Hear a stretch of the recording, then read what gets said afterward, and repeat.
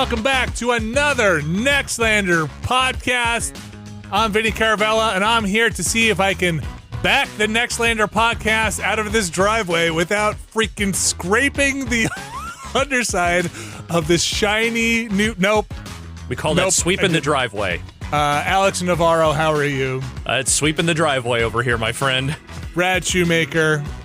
Podcast is 4 years old. It's like halfway to a trade-in. That's true. That's true. But it's still, it retained its value. If anything, it has appreciated over time. That's right.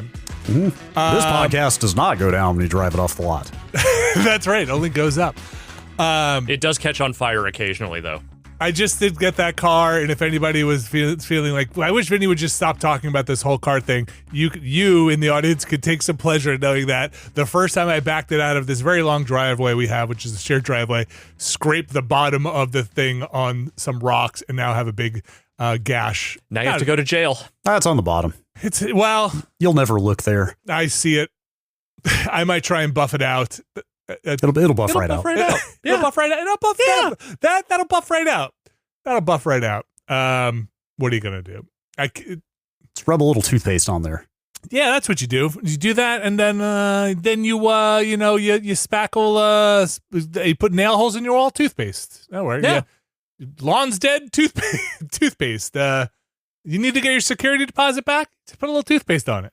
I feel like you're darting around a lot here. I'm not really sure how to follow where you're going. My head is in like a million places at once. This morning has been one of those things of just like a million things need to get done, and like I feel like I'm trying to get ahead of stuff, and and my wife is like, "What? It doesn't matter. Like, relax. You need to relax."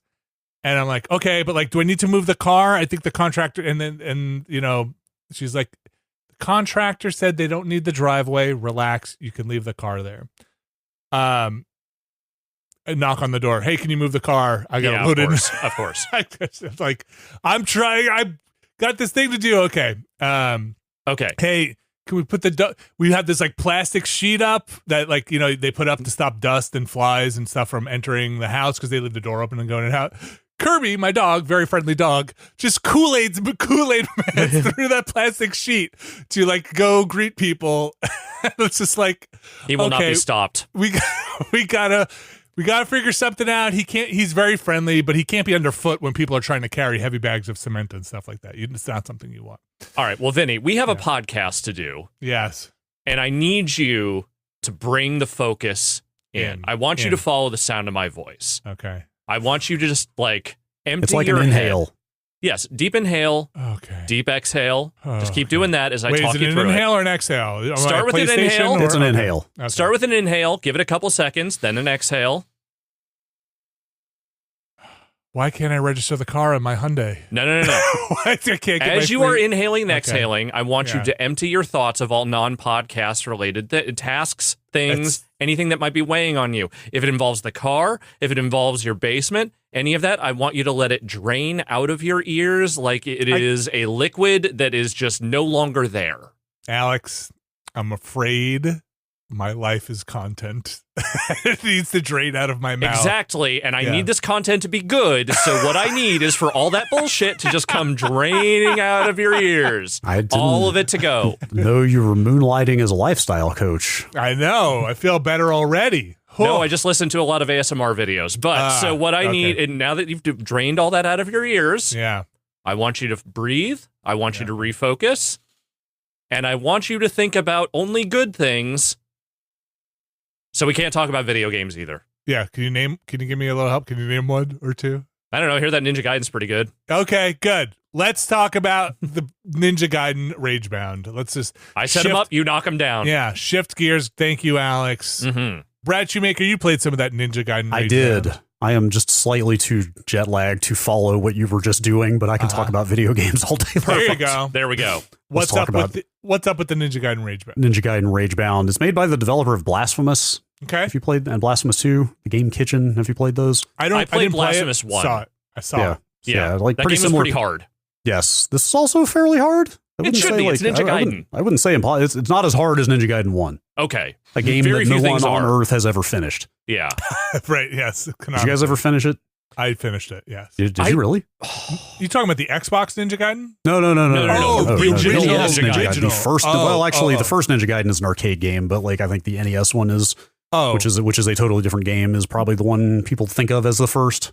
No, I'm not sure I even got to the last level in that game. I don't think I think you're right. I think that game doesn't end. I think it just like crashes out. Does like a bit error. Yeah, there's just a kill screen on it. Was that game never the target of like a somebody has to finish this stream at Giant Bomb like the Castlevania ones or the Mega Mans or like? I think so. Did nobody ever sit down and say, "Hey, I'm going to finish Ninja Gaiden 1 on a stream"? No, that was never a "you're going to finish it." Okay, I've thought about. Does sound like you're saying it. I've thought about maybe sometime, not right now.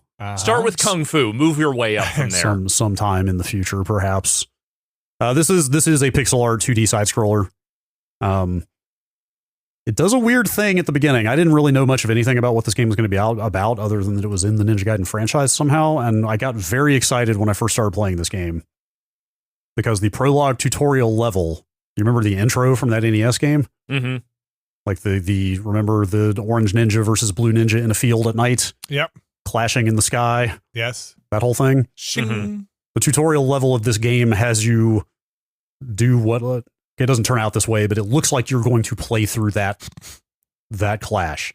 Interesting. Like you take control of Joe Hayabusa, the orange ninja from that. It looks like it. It's like the same setting. You're out in the field, the whole thing. Sick. And I started getting very excited. But because I'm a fucking mark, apparently. Yeah. And nostalgia works on me just as well as it does on everybody else. But beyond that tutorial, and you don't even really fight that fight yourself or anything. Like it actually just kind of plays out very quickly. Mm-hmm. And that's it, basically. Okay. That is the connection to the original game as far as I could tell. Like Ryu Hayabusa is your sort of mentor giving you tutorial text in the first real level. Okay. But you're a different Hayabusa, you're Kenji. Are you a grandson of Joe? I don't think they even say what the relation is other than that you're part of the same ninja clan. And like very quickly you just move beyond anything related to that NES game and it's totally its own thing. But there is like a demon lord coming, like trying to re-enter the world. Like is it Ashtar? Is it Jaquio? No. What are we doing here? Ashtar was the second game. Yeah. And I think the Jaquio or whatever, the guy from the first game was like the guy trying to unleash the demon. That's right. Not the demon himself. I can't remember. Jaquio was the villain, but he was not necessarily the demon. Again, nobody will ever know because nobody's ever gotten to the end of that game. Right. And this is a pretty base question, but this is a platformer in a platformer sense, not a Metroidvania. No, it's not a Metroidvania. Okay. This is very much a level-based game. There is a world map, so you can go back to previous levels, but it's very much a linear. Actually, I just got to the point where they have kind of opened up the story into like there are 3 crystals you need to go get, and they give you 3 levels to pick from, so I can go do the next 3 levels in any order, but it's basically a linear stage-based action game. Do you have any different weapons, upgrades, mechanics, talent point trees that you get per level? So there's 2 characters on the like cover art for this game. Yeah. And that's another kind of little bait and switch they do. Like the first couple levels, it makes it seem like you're going to switch back and forth between the 2 characters. The other character is named Koyomi, I think. I forget her name. Is that the one with the spider tattoo? She's part of the Black Spider clan. Okay. And you're of the Dragon Ninja, you know? Of course. So like Kenji is like melee attack with a sword. What else can he do? Like you can slice through projectiles that are coming at you. Okay. You can climb up walls and also kind of climb and hang along ceilings and crawl across those from your hands. What else can he do? There's the concept of it's not a double jump, but if you hit jump again in the air, you can sort of parry off of enemies or projectiles and kind of bounce a little bit. Sure. Which you have to use to like cross gaps occasionally. There's a concept of hypercharging, which is just a very powerful attack. Okay. And you can hypercharge off specific marked enemies that are like glowing. If you just kill them, you get a hypercharge that makes your next attack very powerful. You can also hold down the attack button and charge some of your life into a hypercharge. So you can slice a little bit off your health bar to get a hypercharge at any time. Mm-hmm. Because there's a bunch of heavy enemies that are like slightly too much of a pain in the ass to kill normally that you can kill in one hit with a hypercharge. So they're constantly seeding the level design with one of those enemies that's like it's armored or you have to dodge like a big attack. It's like kind of a pain to hit 8 times to kill, but they will seed a regular enemy right next to them that gives you a hypercharge if you hit them right. Is it like recent past, is it kind of Volgar-ish? I know it's a lot faster, right? But it's definitely faster. Like, I don't know, it kind of reminds me of like a GBA era Way Forward game, kind of. Okay. Like, it's very fast moving. It's like pretty tight for the most part. With, I think there are some actual legibility issues around some of the animation, making things a little hard to like parse on the fly very quickly, that I'll get into later with some of the boss fights. But it's not a punishing platformer like a Volgar.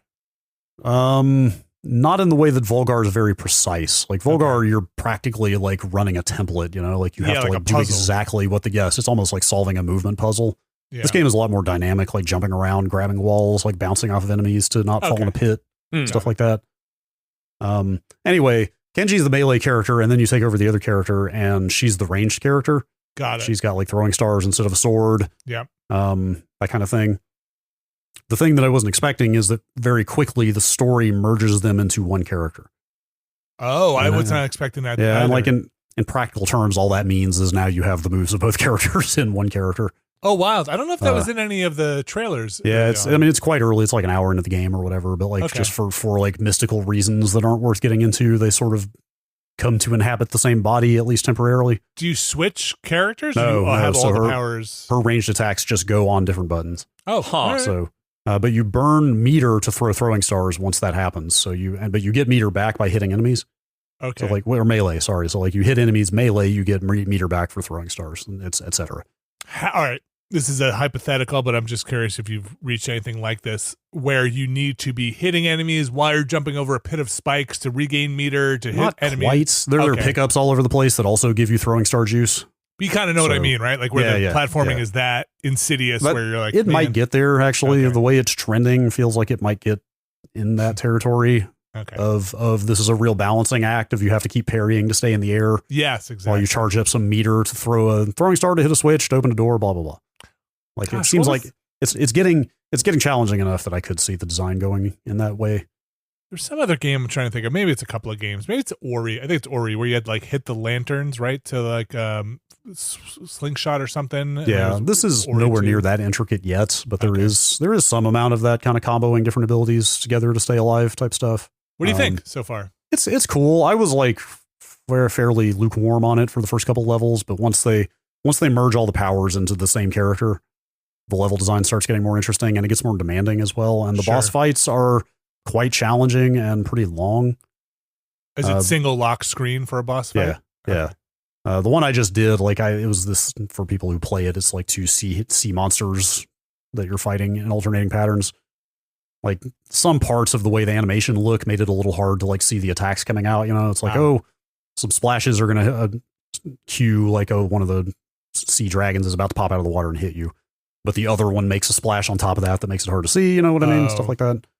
Like it's a little sloppy, it feels like in places, but it's still pretty satisfying. Plays pretty well. What's the checkpointing like throughout a level? You hit checkpoints pretty regularly that give you some life back. Okay, so they're visible in the level. Yeah, you're not losing a lot of. And the only time I've really died are on bosses, and they start you right before the boss.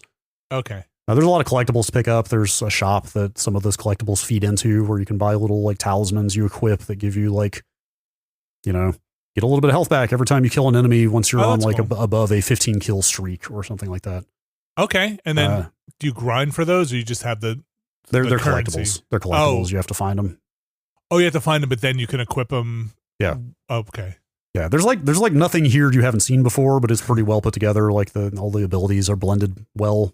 I guess there's a vehicle level I've done, one motorcycle level so far. What? Which makes it really just feel like of that lineage of 16-bit into Game Boy Advance style side-scrolling platformers.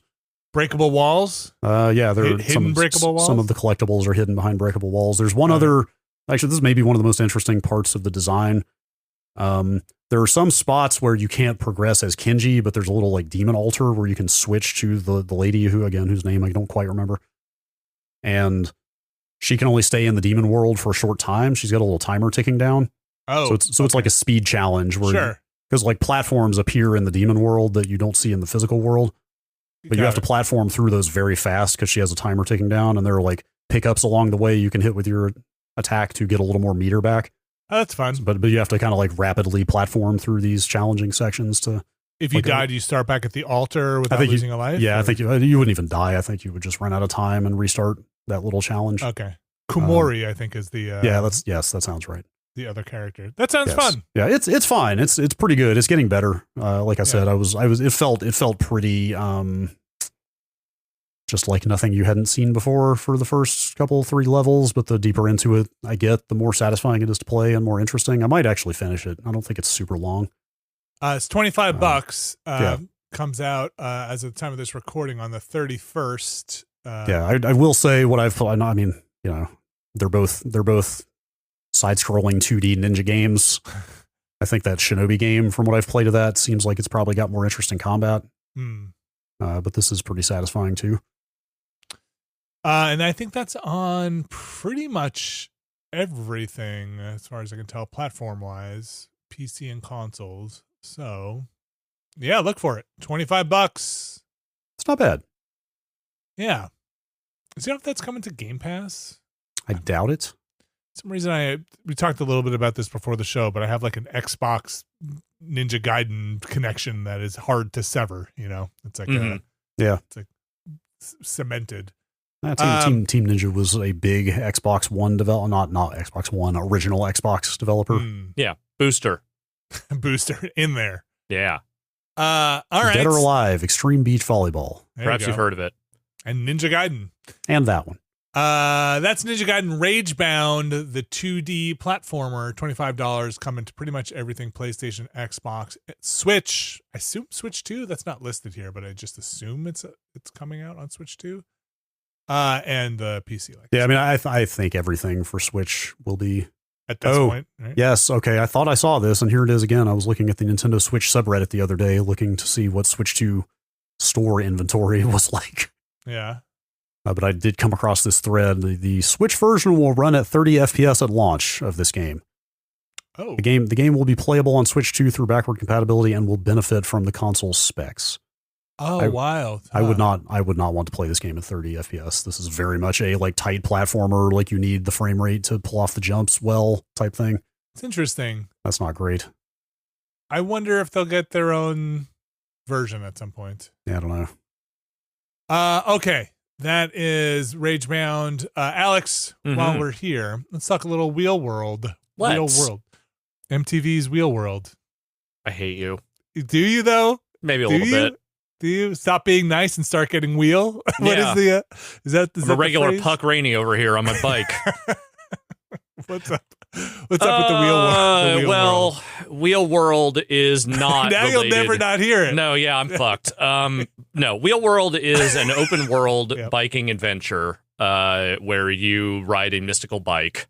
There's a weird little skull dude that sort of is attached to whatever mystical bike you have found, and you were just wheeling across this landscape, this sort of, it has that kind of cel-shaded look that I would say is something similar to maybe a Sable or something like that. Sure. Not exactly that, but it's in that neighborhood. Yeah. And it's a very low-key adventure. What you are doing is going from area to area on the map. You are challenging a bunch of races against other various bike gangs. It's a bike world. It's a bike culture. Yeah, and let me be clear. This is a bicycle, not a motorcycle. Yeah. Yeah, this is a bicycle you are riding, and you can configure a bunch of different parts that you find around the world, either by beating races or just finding them in random crates. And you can basically just sort of build out your bike as you're going along. But the key thing in all this is that it's really low key. You're just they just want you to kind of go from place to place, do your races, collect your gear, and then eventually finish the adventure. But the only real challenge in it is just, hey, some of the races are harder than others. Is it open world or a racing game or both? I mean, are you open worlding 2 races? Okay. Yeah, you can go anywhere in the world technically that you want. There are these bell towers that you have to ring your little bike bell at, and that'll sort of open up map around the new area that you go into. But there's just races dotted around the map, and then you go and you challenge people. There's also random racers, just lone wolf racers that you can challenge as individual races. But, there are story races you have to do to further the narrative, but, the narrative is very slight. You are putting this mystical, legendary bike back together, and that's kind of it. In like you said, in a pretty vibes-based, chill world about bicycles. Yeah, the beats are low key. The world is pretty pleasant to kind of exist in. It does not hassle you that much. Like, there's certainly hazards and things that you have to avoid while you're racing. There are also challenges they want you to do. There is a version of the Tony Hawk skate thing where you are collecting letters that just spell out your name, cat, as you are racing. But those challenges are not overly difficult, and even the hard races I've done so far have been, I've had to restart a couple of times. That's kind of it. And you're it's the spirit wants to ride the like great sewer something. There's so the fast travel points in this game are porta potties that have portals in them. They're portal potties. Portal potties. Portal potties. Yeah. Wheel world. That's the game. I didn't do that one. Yeah, no, they did that on purpose. And there is some greater mystical thing happening. Yeah. I'd say I have not thought very much about it since the kind of initial introduction of that stuff. I've just been more like, hey, I want to go to this place. I want to race some dudes. And I've been doing a lot of that. How's the soundtrack? Pretty good. It's not overly amazing, but like it is beats that fit the vibe. Absolutely. My daughter's been playing a bunch. Yeah, I want to play this. It's a nice time, and it's also not very long. Do something chill. It's pretty chill. She would call me over once in a while for, like you said, Alex, some of the races, Yeah.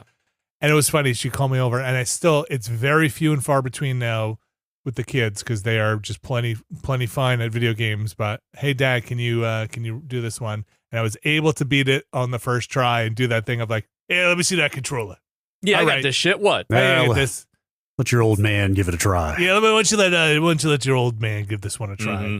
You see what you got to do here is you got to cut the corners real close. You got to get in because she was like, "How'd you do that?" I was like, "You got to take the inside track on the corner. You got to believe. Everybody knows you take the inside track on the turns here.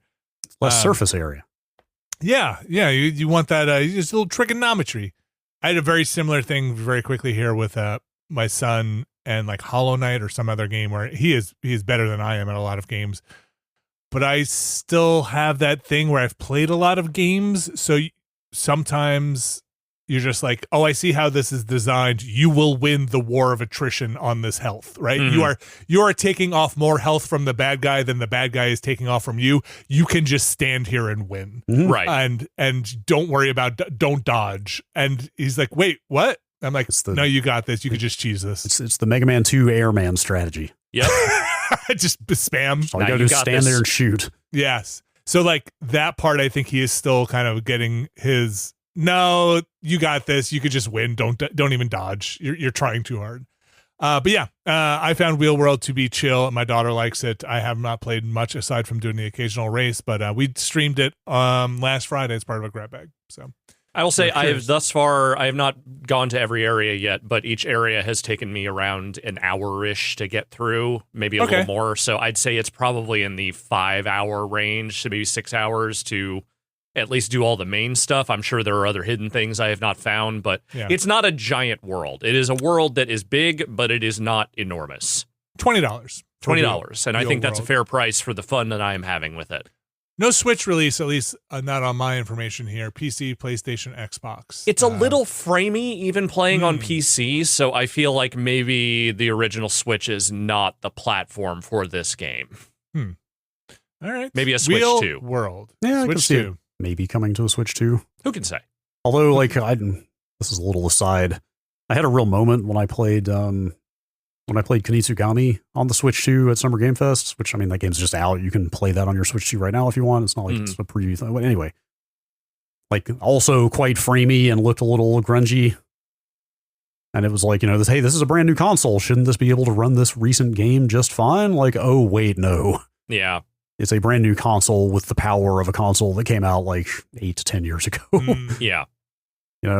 It can handle certain things better. Absolutely. Right. But yeah, it was a little bit of a reality check on what the Switch 2 can do in terms of ports from other platforms. So like, it's like, I guess the point I'm making is like, it's tempting for me to think that like, oh, games like indie games coming out on PS5 and Xbox, shouldn't those also be on Switch 2? Like maybe, but not necessarily.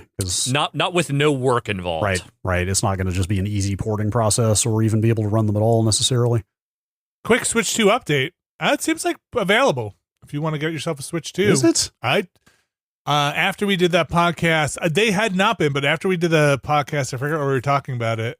Some people were talking about the availability coming up, and I've been checking in once in a while. At least Best Buy seems to have them for shipping. Maybe it's I'm not logged in, but it seems to know from my IP address in my region where they are. It says says unavailable as of right now. Oh, wild! Really? Yeah. Mine says add to cart shipping. Get it by weird. August 1st. Huh. Interesting. Yeah. So maybe it's regional or like wherever you are. Last time I saw Best Buy have them in stock, it was for in-store only. They would not ship it to you. Oh, Best Buy. Oh yeah, look at that. Okay. Well, who knew? So who knew? See if you want to get one, they also have the Switch 2 Pokemon Legends for pre-order if you want that. Anyway, it seems like they're coming in and out of stock. So I wasn't expecting a new bundle that fast. I know it's fast instead of Mario Kart. But just wanted a little update there. If anybody's Switch 2 watching around. All right, let's take a quick break. We'll come back. We'll talk about some other things. A couple of other games here to check in on before we move on to the rest of the show. So stick around. We'll be right back. All right, we are back. And another thing that, man, my son is at camp. My daughter's been home. She's had pretty much run of the screens, right? She is doesn't have to split the screens. We've been playing a bunch of stuff. We played a lot of Lens Island, Alex, that game we played with Abby. The farming survival game. Yeah, we've been playing a bunch of that. I really enjoyed it. Dungeon crawling. The thing she was most excited for was Grounded. Or Grounded 2, I should say, which went into its early access. It's very, I don't know if you guys remember with Grounded 1, but it was in there for a while. They were, it was playable in its, what is it? I always forget Microsoft's early access. Game preview mode. Yeah, they had announced this date, right? Yes. Like I must have just forgotten that they had given it a date when they announced it. I had forgotten it too, despite my daughter literally knew the date and the time of this thing coming up. She was buzzing. She really liked Grounded, or at least she has very fond memories of playing Grounded. But I remember is playing through the story in Grounded with my daughter and my son, and then she at some point got bored of the or didn't love the higher end combat stuff in Grounded and wanted to just build stuff, and then we switched it over to creative mode, and then my son got bored because he didn't want to just do the creative mode stuff, and then the Grounded party kind of fell apart, right? And then we would check back in after updates. Anyway, Grounded 2, first thing that I noticed is it looks really nice. I feel like it looks I don't know if my memory of Grounded is faded, but it looks better than I remember Grounded 1 looking. You get the choice out of the gate to go first person or third person if you want for your Grounded experience. The other huge thing that it's been a little bit since I played Grounded 1, but I'm pretty sure it didn't work like this. You now have context-sensitive mechanics for chopping, hammering, using your tools, right? So you can have a weapon in your hand and then go up to a blade of grass and it'll just take out the axe and start. Oh, man. Yeah. That's pretty great. Yeah, it's pretty great. And it doesn't take up an inventory slot for your axe. Your axe, the shovel, at least that's what it is in the early access here. The axe, the shovel, the hammer, and the wrench, which repairs stuff, right? That's fantastic. Like I'm really glad they're making more Grounded. I was a little bummed when they revealed it that it looks so much like the setting of the first game. Like I don't know where else you would put it other than the backyard, but I just kind of. Well, this is in a park, so. Oh, it is a park. Oh, okay. Yeah. Well, so that maybe gives them some opportunities to do some new stuff, but like just the general like giant like blade of grass jungle kind of look. I was like, that. I love that first game, but I was hoping for something a little more unique about the sequel. But like.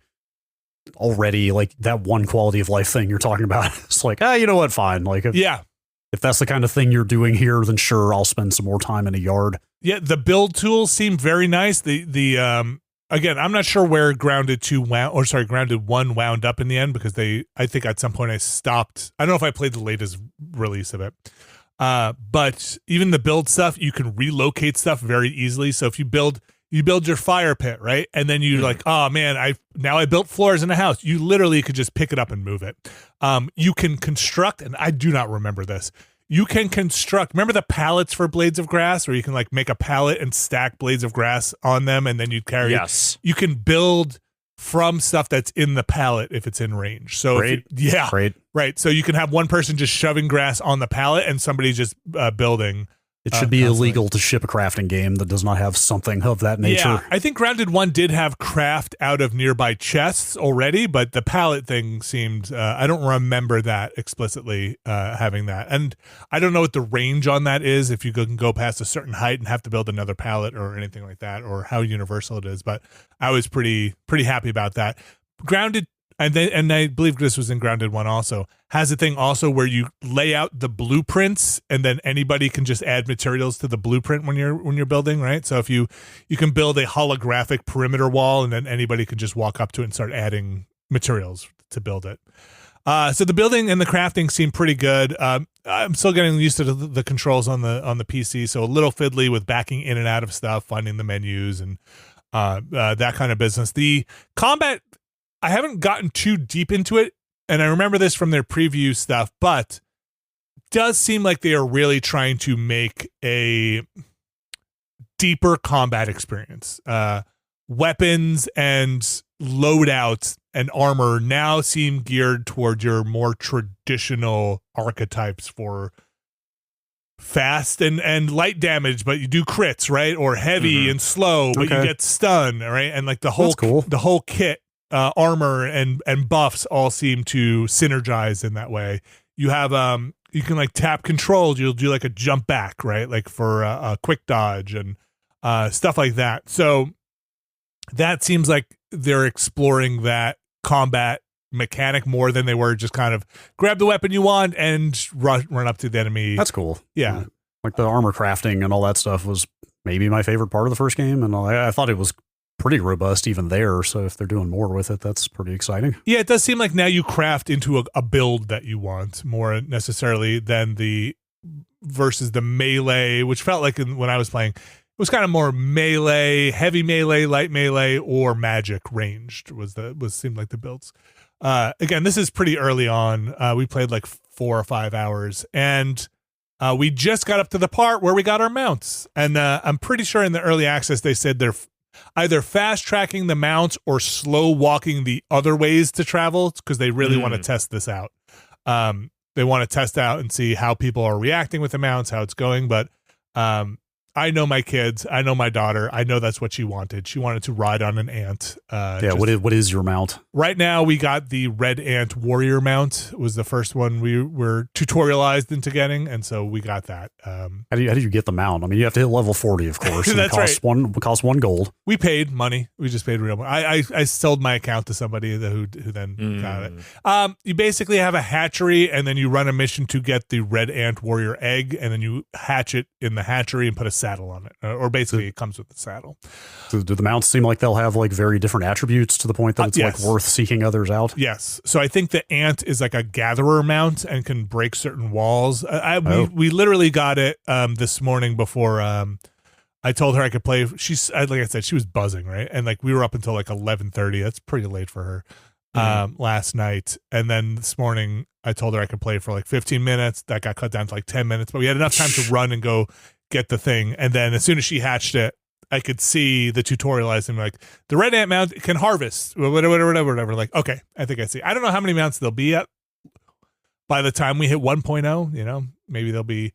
But I think I saw in the previous stuff that maybe there are flying mounts. Always a tricky thing, right? Okay. Yeah. Putting anything flying in your game. All right, I'm sold. This sounds awesome. I don't want to overpromise here. I thought I saw that. Maybe that's not true. Maybe it's just some key art. But yeah, even absent the flying mounts, like this sounds like enough new stuff. Yeah.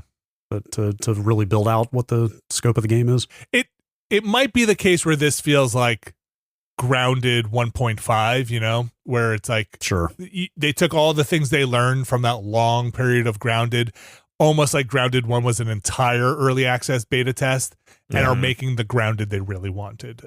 Because it's at its core, it's not radically different. You are getting materials. Like there's a sort button out of the gate now for your inventory. It doesn't take forever. It doesn't crash the machine. It just works. You hit sort and it sorts your inventory. That took a while to get in Grounded 1. Sure. So yeah, so far we've really liked it. She's really liked it. I can't wait to see where they go with it.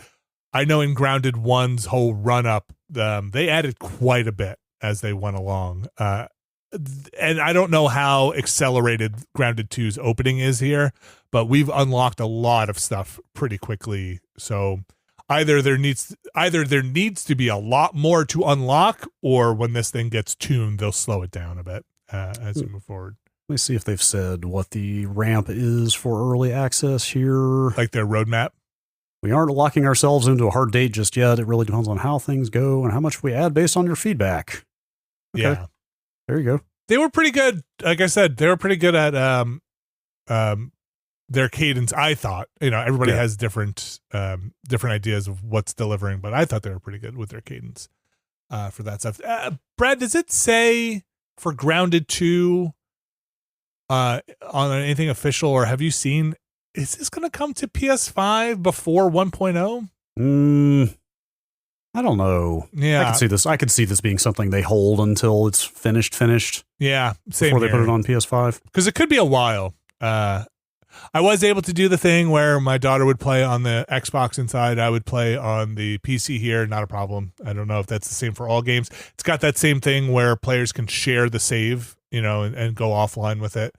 That all seemed to be similar. So Grounded 2, out in early access. So far, I share my daughter's excitement. Like having her be really jazzed about a thing just makes me super happy. Sure. Having something to play. Literally, I had forgotten about it until I was talking about work, and then I was talking about our Patron's Choice stuff and coming up with a thing, and she's like, "How could you not put Grounded on there?" I was like, "Wait, what?" She's like, "It comes out today at 4:00." Could have done that. Wait, what? Incredible. That would have been an option. Yeah. Well, later. I mean, I definitely. I mean, if I can hold out, I would rather wait for the final. But like you said, that could be a year away. Yeah, and so different. Should we get her on this podcast? We could. Don't do that. Do not do that to her. No, yeah, fair. But what I could say is she seems to be enjoying it. That's cool. Kids have a lot more patience with things too. I'll be like, "Where are you?" She's like, I've been stuck in the geometry for a while. I'll be like, "Wait, what?" She's like, "Yeah, no, I'll work it out. I'm okay." I assume like way less concern about it being like quote unquote unfinished as well. Nope, she just wants to play it. Most kids don't give a shit if a game is in early access or not. She certainly does not. The thing that it does have that I'm just not a fan of in games is breakable stuff. Your armor will break, your weapon will break. You have to repair it. You have to do the grind, right? Keep getting those materials. Grind them out. Gotta get those dewdrops. Remember that? Get your dewdrops, fill up your canteen, go get food, cook the aphids. So, I'm kind of on board with stuff breaking these days because I like being forced to make decisions, or maybe even more than that. I like being forced to make do. It always feels more interesting to me when I suddenly get shoved into a situation I wasn't expecting, and I have to figure out how to make it work with reduced resources. I mean, I hear you there. The thing I don't always enjoy, and it just sometimes feels like busy work to have to go out and collect the resources to repair your armor to go do a thing, Mm-hmm. They're adding just extra steps for the sake of adding extra steps. Yeah, I might. I mean, this is not a fully formed argument by any means. I might say something like the Breath of the Wild style. There is no repair. It's just going to break eventually. Maybe is better because then you remove that busy work, but you still have to improvise. But that's such a different system where you are just able to pick up most things as a weapon, right? Yeah. This is much more crafting weapons, and we'll see. By the end of Grounded 1, my weapons weren't breaking anymore. They were fine. So that's Grounded 2 out in early access now. You can go check it out. If you are on, I think do you have to be a Game Pass subscriber for that? Or I don't think so. Can you buy it in early access? Yeah, it's $30 on Steam. Okay. All right. Next up here, coming back to Nintendo, Bananza. Alex, have you played more Bananza? I have. I'd say if I had to do a rough guesstimate of how many hours I've played so far, I'd say probably in the 10 to 12 range. How many Bonanzas do you have? God, dude, I stopped keeping track. No, not the bananas. The superpowers. The Pauline singing, change you into the Kong, change you into the, yeah. I think I still have one. Oh my gosh! I think I'm still just the main one. Oh wow! Okay. Yeah, okay. I've been going around. You're getting a lot of bananas. I've been spending a lot of time finding all the various like challenges and hidden bananas and stuff. I have not just been punching into the ground forever. That is not the way I am playing. But I have been going to try to find every nook and cranny of every level area that I can, and just try to find like all the different like banana challenges and whatnot, because my brain is broken. Oh my. Oh my. So I don't want to tell you how to play a game, obviously, but I might recommend just at least getting the next two to make exploration a little bit easier, nicer. At least there's in one. What way? Well, one lets you fly around a little bit. Which the other one, the next two, there is one later on which you'd have to play a decent chunk of the levels, complete them to get them. That is amazing, but at least one or two of the next ones might get you a little tickle in your brain for flying around. I think I'm right up to the end of the Western Canyon mining area level thing. Are those the cowboys? The cowboys. Yeah. Okay. And then it's like there's all the weird like little mines, and then there's like the under sections of some of them where like you can find bananas and stuff. Yeah. I think I'm like right at the tail end of that.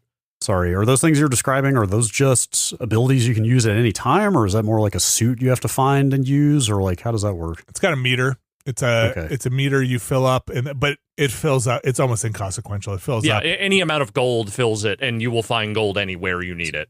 So those are just built-in abilities you can use whenever you want if you have the meter? Yeah, if you have the meter, and there's even other ways to fill it up as well that you can get. But oftentimes I have found, especially when I'm actively using it, the meter, as I'm using it, the meter has filled up again to just use it again if I wanted to. So it's almost like you can chain it together, and you can switch abilities. I mentioned this last time, but you can switch abilities while you're in an ability. So if you want to like hot switch cycle abilities, through, yeah, you can do that. But some are more useful than others. Some are more specific than others. But the flying one's pretty good. Yeah, and I'll leave the other ones for you to find out. I knew the flying was coming at some point. It's been more about me not wanting to miss stuff, and maybe I need to let go. I haven't been completely insane about it. Like there are a couple of like those challenge levels where like there's a third banana I just can't find, but I'm going to be here all day, so I move on. It's always after the finish line, or it's always before the starting line. That's my Vinny's pro tip. That third banana is always behind the wall when you finish, or it is behind the wall where you start. Or it requires you to hit a time thing on the challenge that is maybe harder than I currently have the skill for. Get under 20 seconds or something like that. Sure. Yeah. Okay. Big question here. Yeah. How does this compare to Mario Odyssey for you? I mean, they're fairly like, look, yeah, obviously it's the same team. There is some DNA that is shared there, but they feel like fairly different games, both in terms of like approach and delivery. Like, yes, they are 3D platformers. I'd say Mario's hung a lot of its novelty specifically on the you can be anything and that whole aspect of it. This is just you can punch everything. Like it's not about an identity, it is about destruction. And so I think from there, I think there is definitely a point where the novelty of punching everything into just fucking rubble does kind of wear a little bit, and I stopped worrying about like, hey, can I punch under here? Can I punch over there? Is there a chest under there? Whatever. Like you kind of lose the momentum with that at a certain point. But I never stopped doing it at all. Like it's the point of the game. You keep doing it because you were looking for hidden stuff. I think this where they have chosen to apply that stuff within the context of actual gameplay and like what you are trying to do to progress is great. I think it's cool that you can just destroy everything, but there is a point where that novelty absolutely wears off. Okay. I think similarly with Mario Odyssey, there is a point where you have basically thrown a hat onto everything and you have seen what it does, and that novelty does wear off. Yeah. I would add that I would say Bananza feels a little more sandboxy of just like, sure. Yeah. More than a little. Yeah. Yeah. Run around, have some fun. Just break everything. Just do it. Where Odyssey is like, solve the puzzle. Like, what are you going to use the hat to, how are you going to use the hat to solve the puzzle? And this feels like, I don't know, man, figure out a solution. Like, you got this. Be creative. Go around it, go through it. Yeah. Yeah. I wouldn't say that this game has knocked me over the way that Odyssey did, at least when it first came out, but I still am having a pretty good to great time playing it, and I have not gotten bored with the just continuing to plunge ever further into the earth. You know, like, it is still a good time. The tone is very similar to Odyssey. It feels of the same world, you know? Yeah. Like, it's, and I like Odyssey's tone and vibe. It's that. I'll say it again. I think there's a little Splatoon DNA in there too. Not necessarily in the gameplay, but in some of like the aesthetic choices and the way that they've built out the world. Like, some of the things in it look like they were made by the Splatoon art team. You dig deep enough, you'll find a squid, kid. You just keep digging. All right, Donkey Kong Bonanza. I have not picked it up much since the last time we talked, so I should jump back in there and see what awaits me. I think I still have another power to get as well, so I need to check that out. Donkey Kong Bonanza out for the Switch 2, $70. Go catch it. Very fun.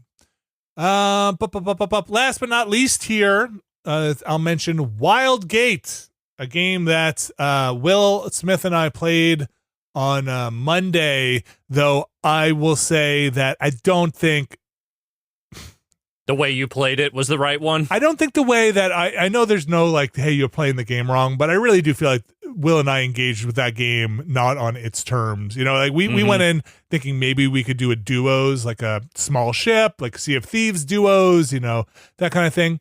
I think the game really wants, or at least if you're learning the ropes of the game, you would benefit from having 4 people. There's enough to do on the ship and enough other things happening in Wildgate where having extra hands, is, at least early on, is really going to help out until you learn what's of consequence and what's not. So Wildgate is a game where you can play against the AI, but it's really a PvP game, or it seems like the core of it is a PvP game.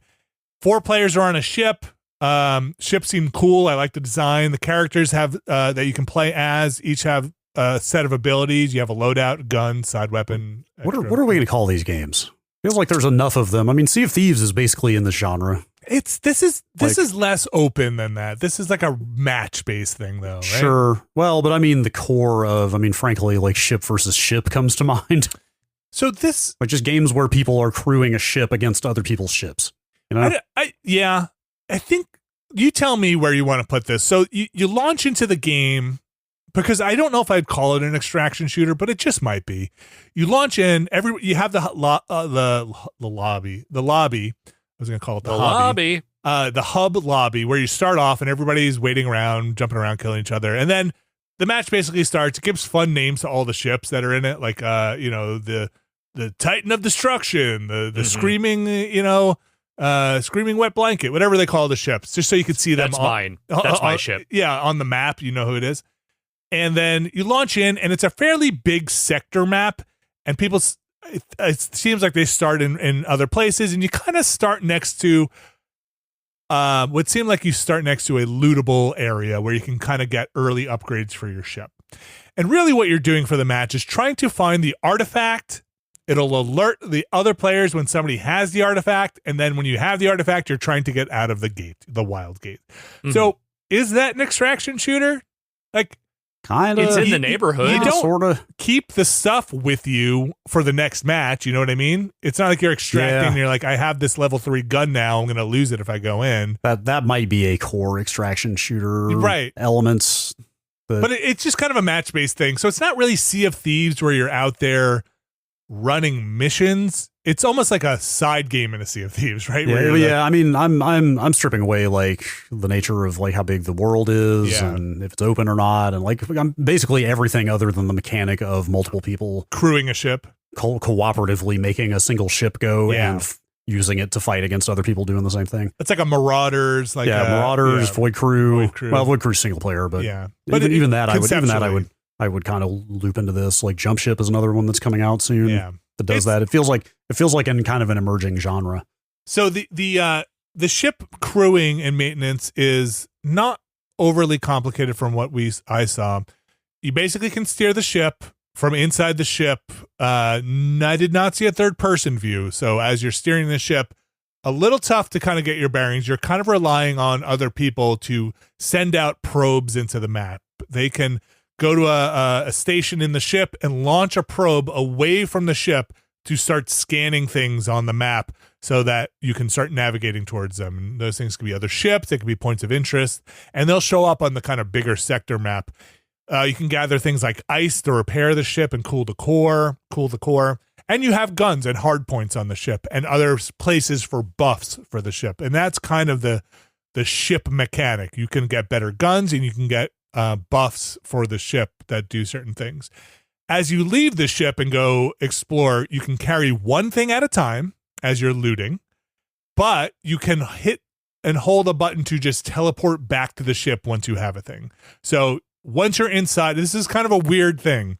Once you're inside and you have your loot, you can just teleport right back onto the ship, drop it, but then you have to manually go back into the station. But that also works in a weird way when you are boarding other ships in combat, where you can warp it back to your ship if you don't want to stick around. So maybe the last thing I'll really say here that we engage with is the player-to-player combat. You ship to ship combat, but you can also do kind of fun things like board the ship. But that's pretty difficult because the players respawn on the ship when you kill them. Okay. So there's no stealing somebody else's ship permanently or anything like that? I don't think you could really. Again, we didn't engage in professional play here, but you can do things like put thrusters on the outside of the ship and then shoot them to push the ship away in a weird trajectory. You can put bombs on the ship. Their ship can absolutely blow up, and you can overload their core, which has a countdown which causes damage the longer the countdown goes, but they can also just deactivate that and start repairing the ship if they want. I found it hard to stay on the ship because unless your whole crew is there fighting it out, they're going to be respawning on the ship to defend it. Okay. And if your whole crew is there, what's to stop them from going to your ship kind of thing? Yeah, I was kind of hoping for take control of the ship and ride it into a sun kind of thing, but that seems like maybe not necessarily the way. Maybe against the AI, because the AI seemed pretty dumb actually when we were fighting them. They would just be manning the turrets while you're running around on their ship and not come off the turret necessarily. Seemed fun. The people who kicked our ass seem to be having a lot of fun. Sure. We did play with some randoms. That went, I think maybe you want to coordinate, but I could see where having the full 4 crew comes in handy, because then people are scouting, jumping off, getting ice. When Will and I were playing, it was a little more bumbling around, and I don't think really giving the game its due and putting it through its paces. It looks nice.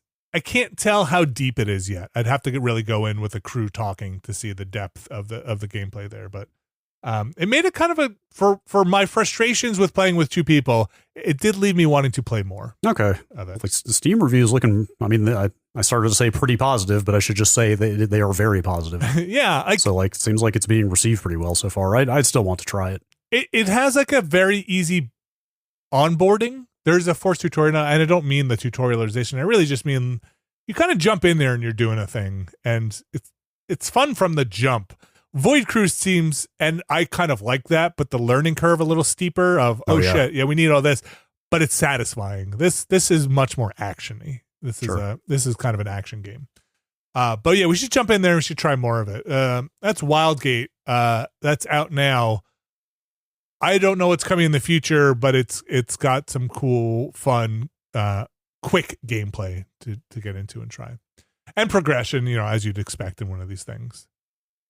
All right. Them's the games. Trying to think if I got up to anything else, but it was really a lot of Lens Island also, which I've talked about before and we've streamed before. Which I feel like, Brad, you might like one of those games. Because do you remember that's it kind of looks like, it doesn't play like it, but it looks like an action RPG with the farming. Yeah. And my daughter and I have been playing it quite a bit. And she just I'm out there fighting the monsters, and she has just built this farming empire where she's just making so much money. I have to keep hitting her up for money to get all the upgrades, and I'm not sure how long that game is at its pre-endgame curve, before you're in your endgame state of things, because we've done a lot in it. But yeah, I'm having a good time with that. And sorry to mention that to say that's kind of where I spent a lot of the weekend playing games. Yeah, I am very excited to get back into Death Stranding now that I'm back in town. Yeah, all right. I need to jump back in. I think what I'm going to try and do is finish up Donkey Kong, and then put some more time into Death Stranding. I want to push on to the next big story beat and see what happens. All right, I'm going to wrap up the game section there. We're going to move on. We're gonna go into the news. So stick around, and we'll be right back. All right, we are back, and it is time for the news happening in the gaming world. And we got a situation bubbling up here. There's this felt like a thing that I started seeing some stories pop up. There was this, I don't know if you remember a site called Waypoint. They had, after the Waypoint that we knew went away, a new Waypoint came up in its wake. There was a story on there about this that then got taken down. And that was maybe the first I started hearing about some of this stuff in the mainstream. What I'm talking about is delisting of games that purportedly have some adult themes, skewing reportedly, or purportedly, I should say, towards things that some may find objectionable, specifically the some being payment processors, and this is affecting marketplaces like Steam and itch specifically in the gaming world. Brad, can you give us the details on this? Yeah, I think I wouldn't say the payment processors themselves find these things objectionable. Oh, I don't know. The basic sequence of events is that an Australian, I guess you would call it a watchdog group called Collective Shoutouts, which seems to really focus on, I mean, it gets hard to even talk about this from the jump because, like, in their words, they are objecting to material that depicts rape, child abuse. I think incest is another term they've used. Yeah. I think they've also self-stated that they are against certain objectification of women and sexual acts against women. Yes, like a relatively broad umbrella, but largely of things that like most any reasonable person would agree with objecting to. But it's the classic story of a whole lot of other things that may or may not, depending on your perspective, fit any of those categories are also getting swept up in this purge. The part I'll just add as you go forward on the payment processor and I do believe they have some kind of terms of service stuff that's like, hey, you can't use our payment processor if you portray the very severe things that you just mentioned, Brad, which is just kind of like rape, incest, right? Like if your products do that. And then back to you for how maybe this group is representing certain games. Yeah, I mean they have launched a public relations campaign against certain games on Steam and then later itch, trying to get them effectively taken down from the service. And they have, like you said, they have taken the avenue of targeting the payment processors that process the transactions on Steam and itch as the, what do you want to call it? The choke points, yeah. You know what I mean? That's kind of the load-bearing pillar they have decided to target. It's like, hey, if we can get the people who take the money for this stuff to start refusing to do that, then we can get those games taken down. And so that's the tack they have taken. And it seems like a relatively small number of people had to be enlisted to get this done. Yeah. So this is payment processors being anywhere from like Amex, credit card stuff to PayPal. I think basically that can. Yeah. Like in the case of itch, it's like, I'd have to look. It might be like PayPal and Stripe, I think. And like in Steam's case, it would be a much bigger, like your Visas and so forth. But I think itch deals with somewhat smaller or less like credit card oriented type payment processors.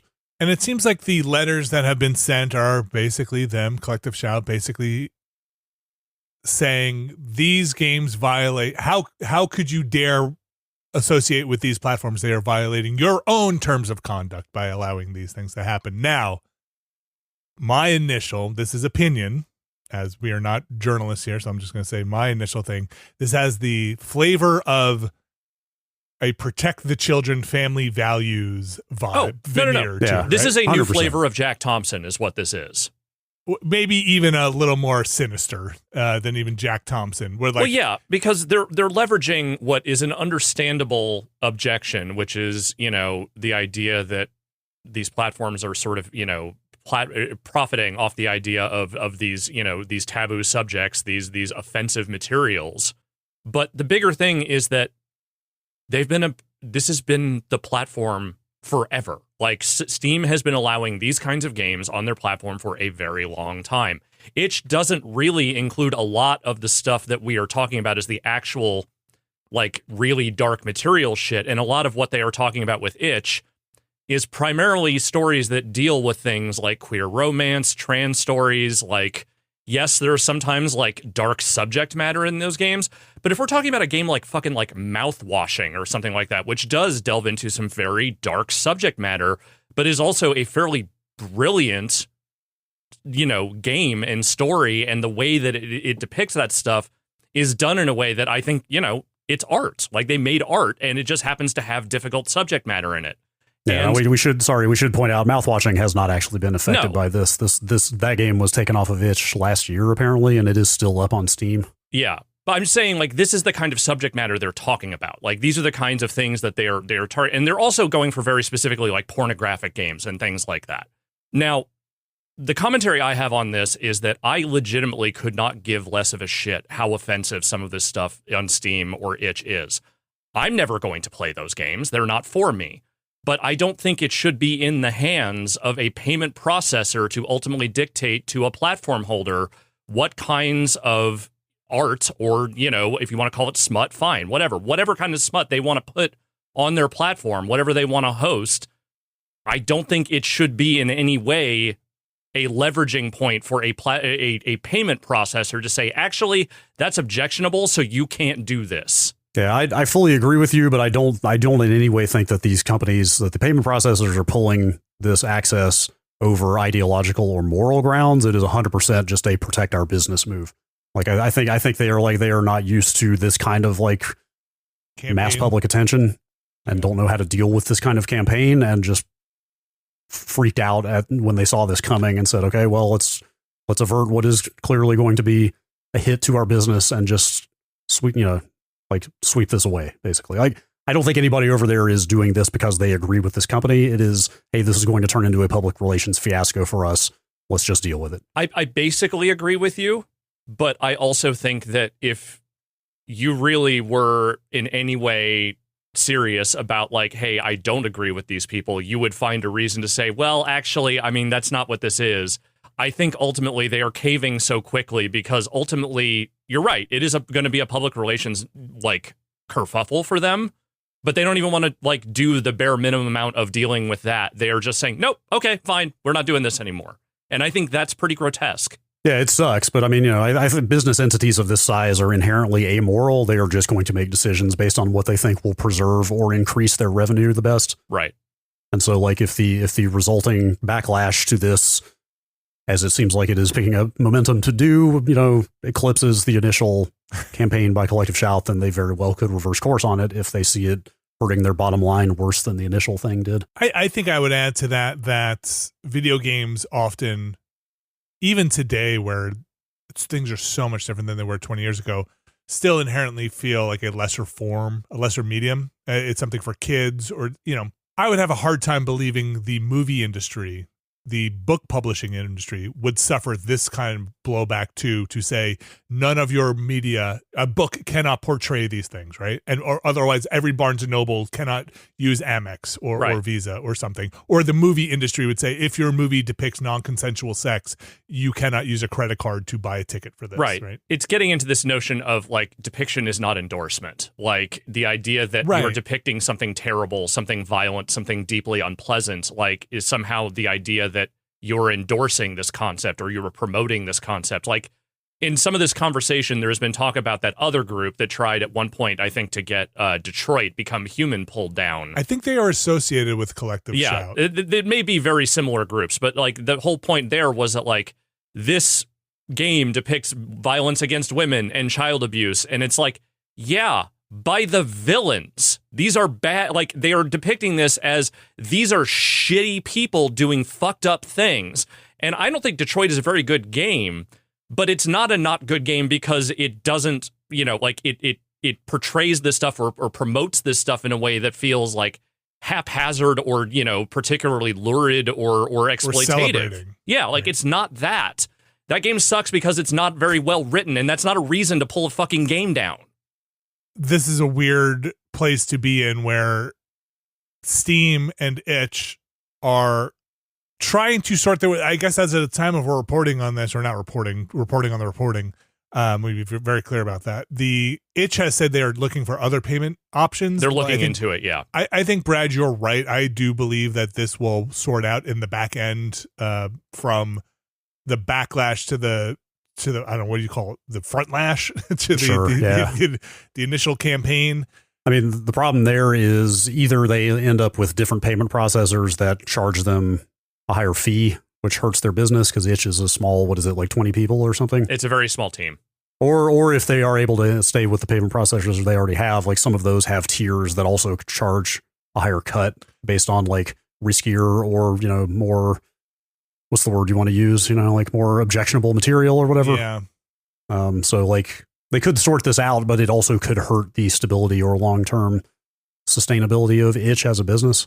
It should be clear also, like, there isn't really a situation here where games are straight up being pulled down right now. What they are being is like, de-indexed from search. They are being like buried in search more or less. And so they are much harder to find. I'm not sure. Did itch didn't take any games down, right? They just did what you described. I think is as far as they went.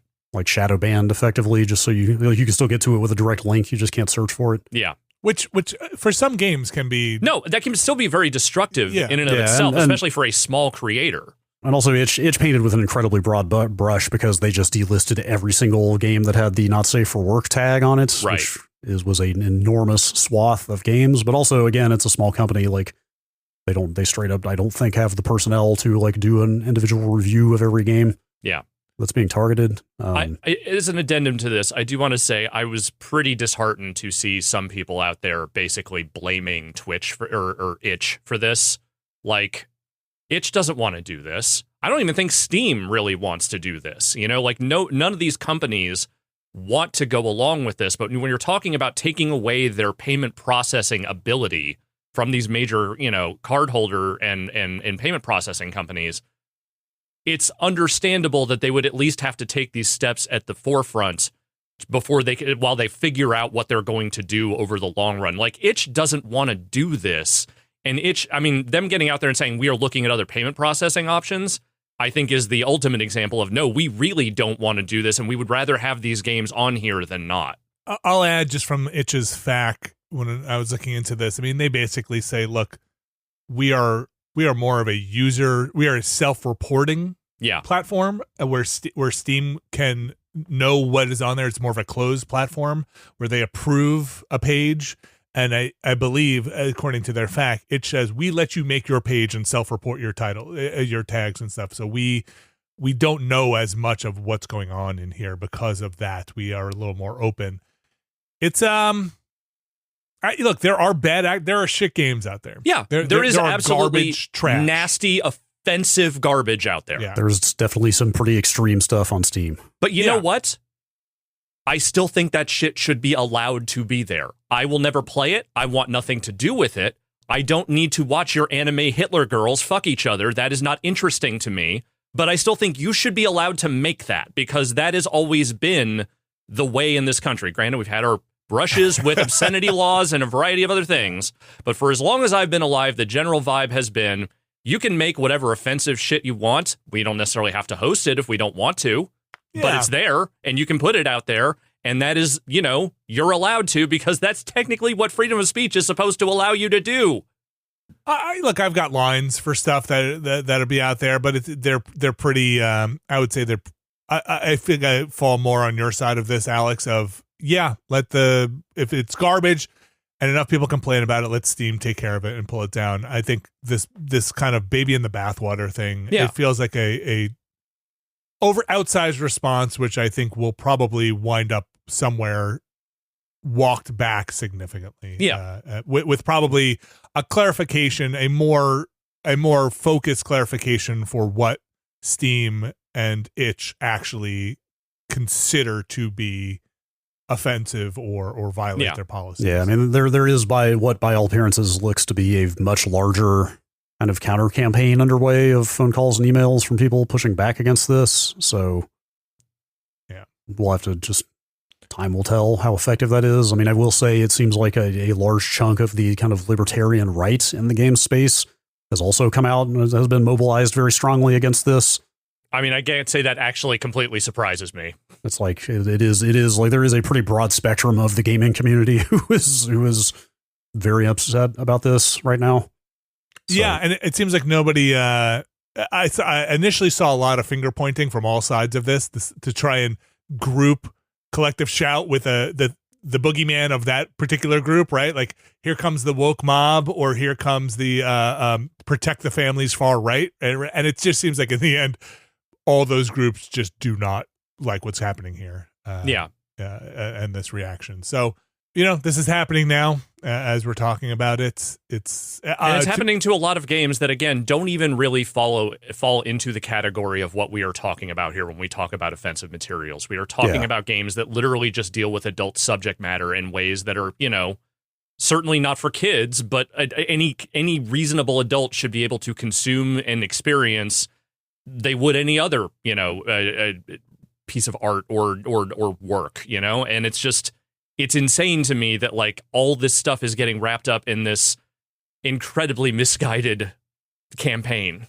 Yeah, it's a shame. I think Steam, I think it was Steam, added that in addition to their rules that had forbade depictions of real people engaging in sexual activity, right, they then added content that, I think, quote, content that may violate the rules and standards set forth by Steam's payment processors. And I agree with you, Brad, that is, and Alex, that's not the way that Steam should be managing its curation. That is literally shunting responsibility off on what is our moral line to a payment processing company who should not be the ones dictating any of this. Yeah. Would love to mention also that I mentioned it at the top bringing in this story, but the article I first saw in this was surfaced by the new writers at Waypoint, not, the Waypoint again that we know that went on to go be Remap.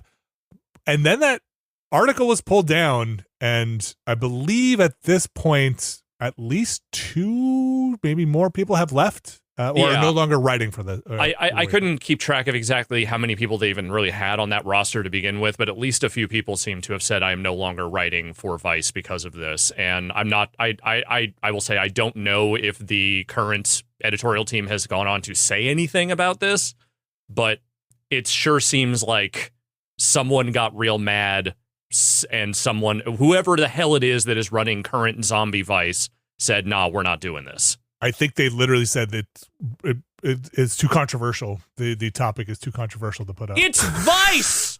Yeah. It's Waypoint. Fucking Vice! Too controversial for Waypoint. I know it's not Vice anymore, but like, what did you think Vice was? This was from Vice's owner, Savage Ventures, has requested the removal of my Collective Shout articles. That's from Anna Valens. This is due, I'm sorry for mispronouncing that. This is due to concerns about the controversial subject matter, not journalistic complaints.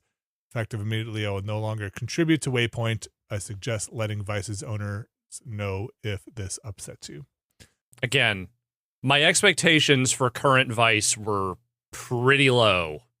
They somehow managed to get even lower. All right. I'm sure there'll be more on that as stuff continues to work its way through. I mean, I started to say it's hard to imagine we don't see some movement back in the other direction with the kind of mass public backlash that's taking place, but I shouldn't say that because who knows? Yeah. At this point, but one would hope that there is some amount of reversing course.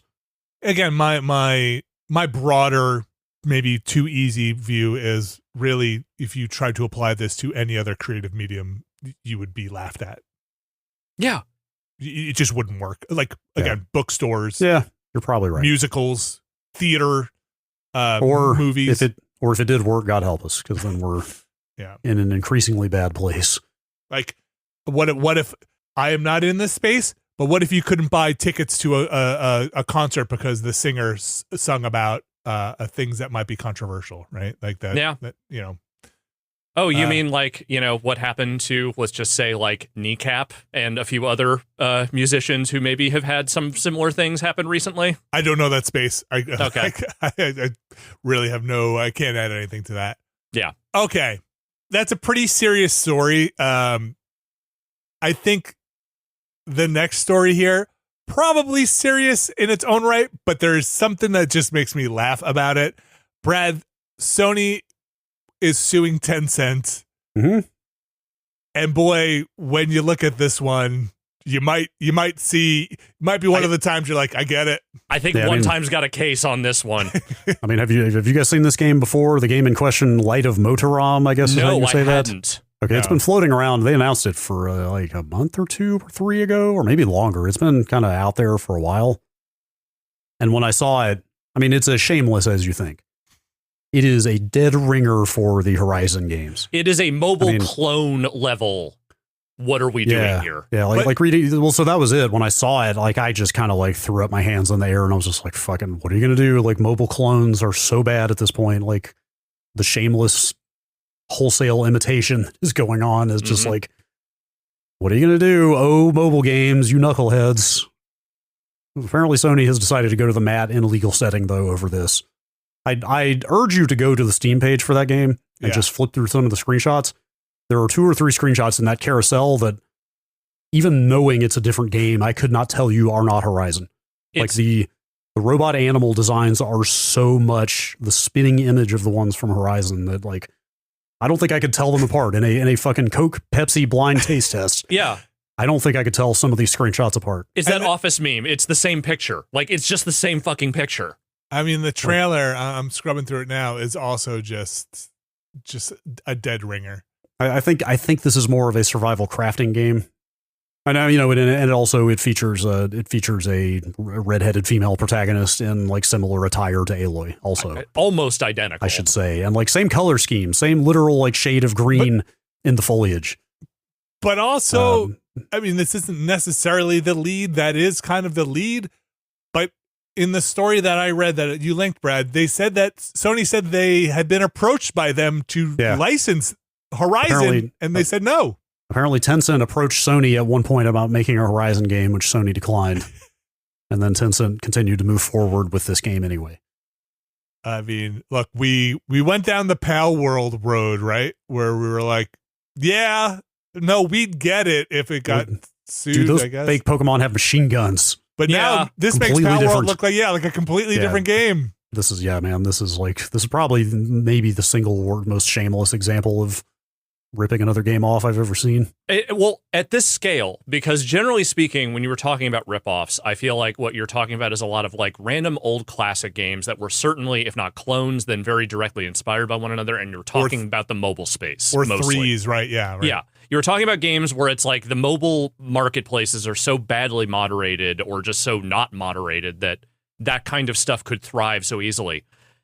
I can't think of an example other than this one where a AAA, huge budget, like massive open world style game has been cloned in such a specific and broad way at the same time. Like the art style, the general vibe, the story, everything is just Horizon.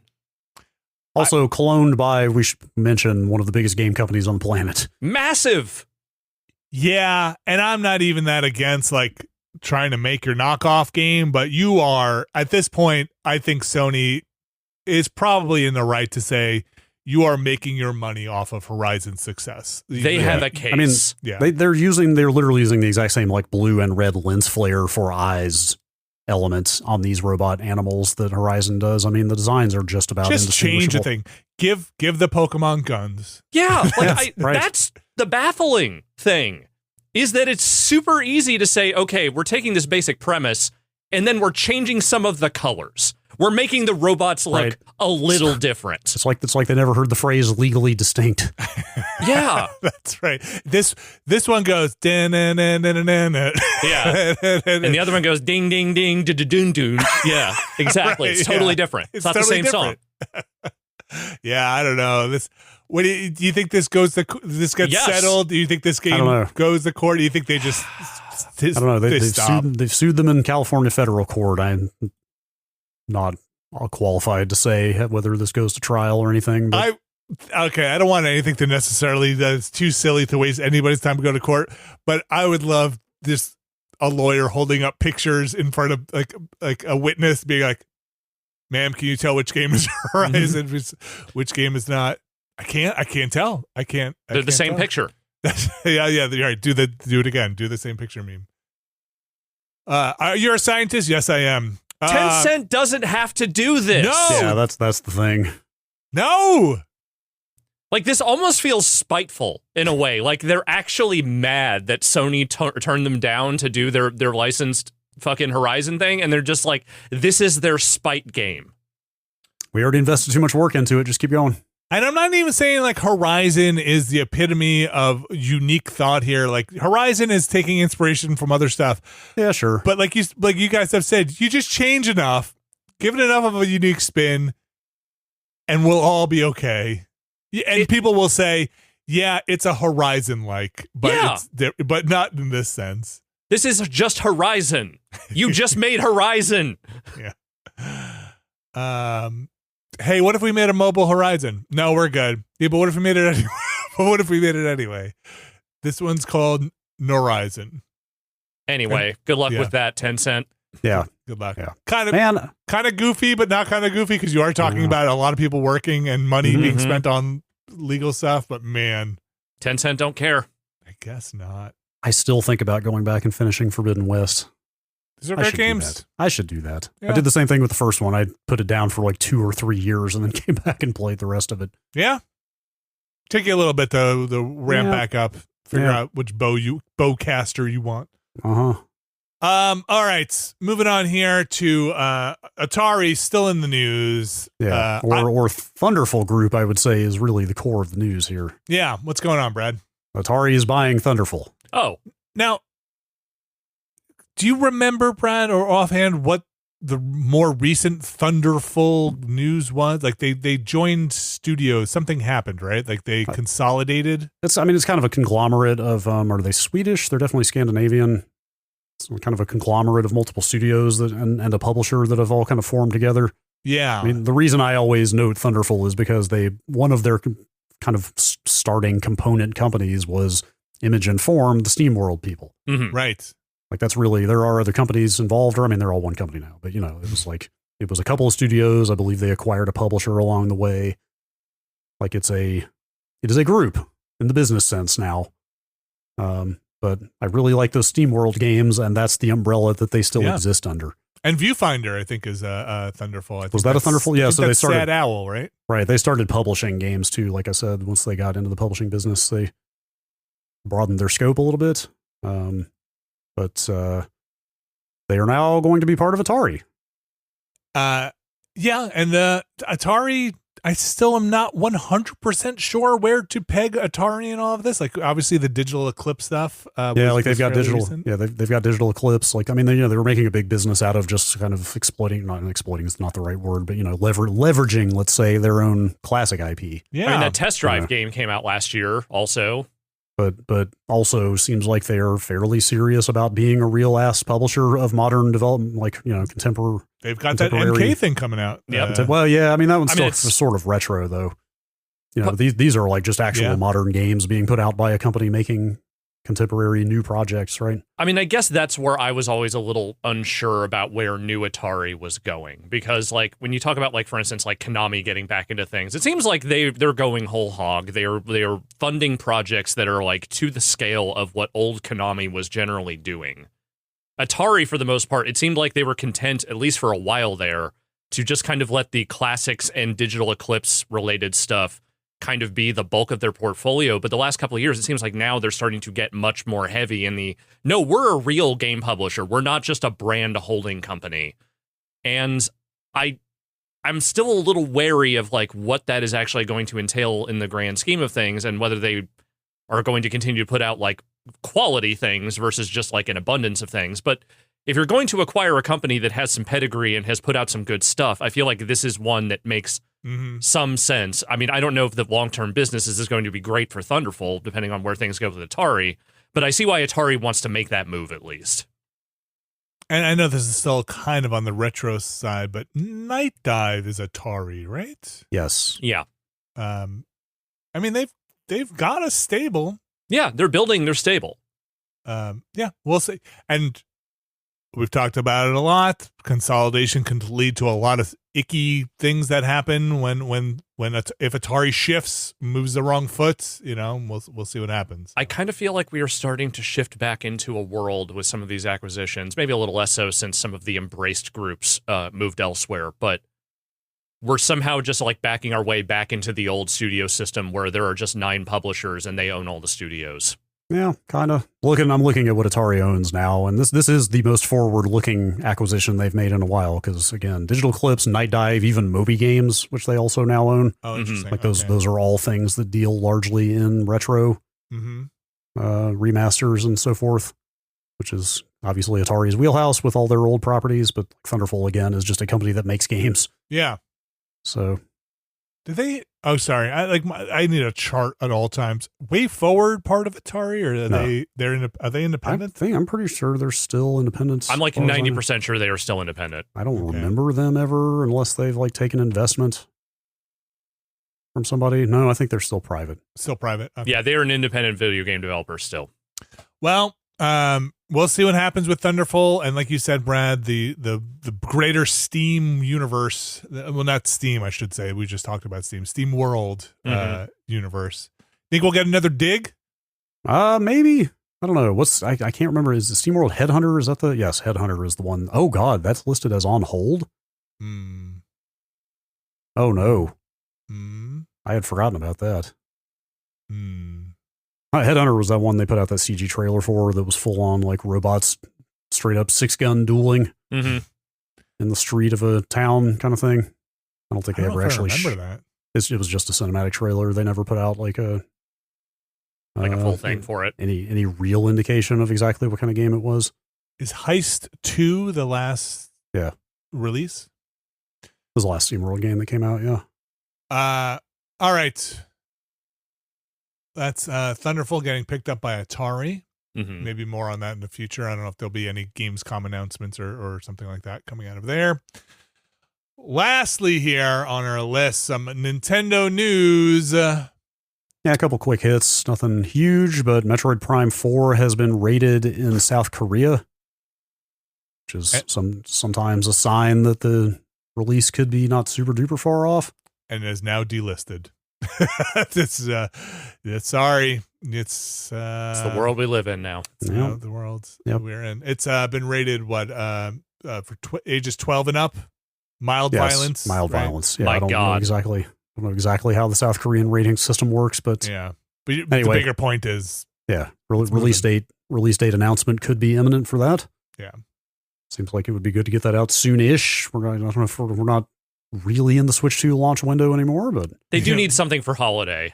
Yeah, fair. It could be closer to the end of the year. I'm gonna take a bet right now.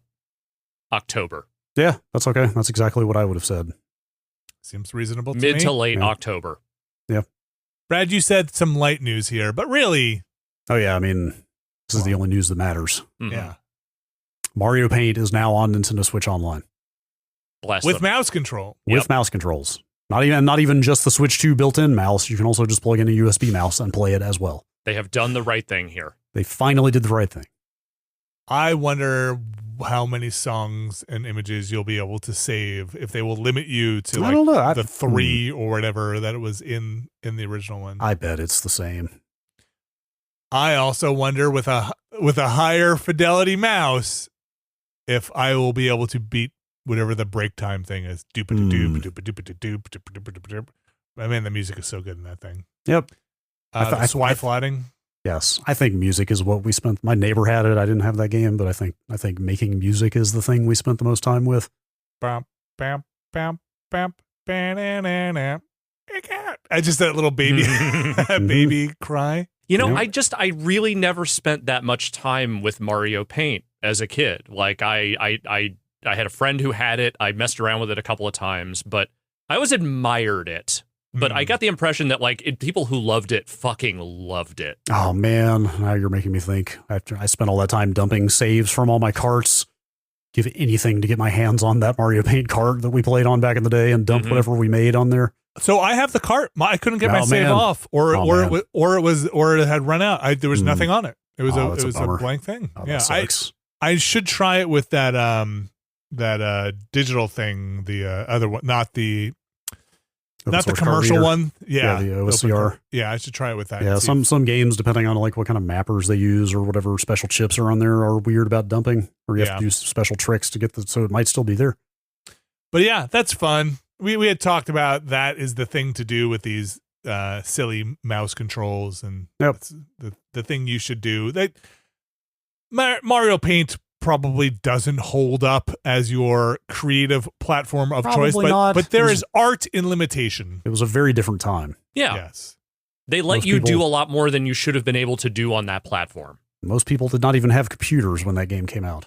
But it's one of those things that is fun to see people do ridiculous things with a extremely limited tool set. Yeah. I will be excited to see what happens on social media when people have this. Yeah, think of all the new jams. Yes, easily accessible form. I expect to see some fun Mario Paint stuff out there. If Mario Paint were released if they made a Mario Paint 2 or even a 1.5, you know how much DLC you could sell for fonts, for getting new things in there? Sure. Now, I'm kind of glad Nintendo doesn't go down that road necessarily, because they would have done that with There's still Mario time. Maker, right? You would have sold level packs for Mario Maker, so I'm kind of glad they don't. But the world doesn't need another Mario Paint, but the world did need this Mario Paint. Yes, that's how I feel about it. If I don't have the Super subscription, I still get this, right? Because this is Super Nintendo, and that comes with your regular online Nintendo subscription, right? It's what is it? It's Genesis and N64, I think, and now GameCube are locked up behind the expensive one. And GBA? I can never remember. Maybe. I can never remember. I never touched that stuff. All right, I'm gonna have to give this a look. Too many other ways to play old games, but no other way. There's only one way, and it's through the official Nintendo platforms. Absolutely. Those are the only video games that are allowed. Brad, what if they let you do art here that you could then put in other games on the Nintendo like a profile picture? That would be good. That would be pretty good. They're not going to do any of that. That would require Nintendo to care about their platform level features in a way that they never will again.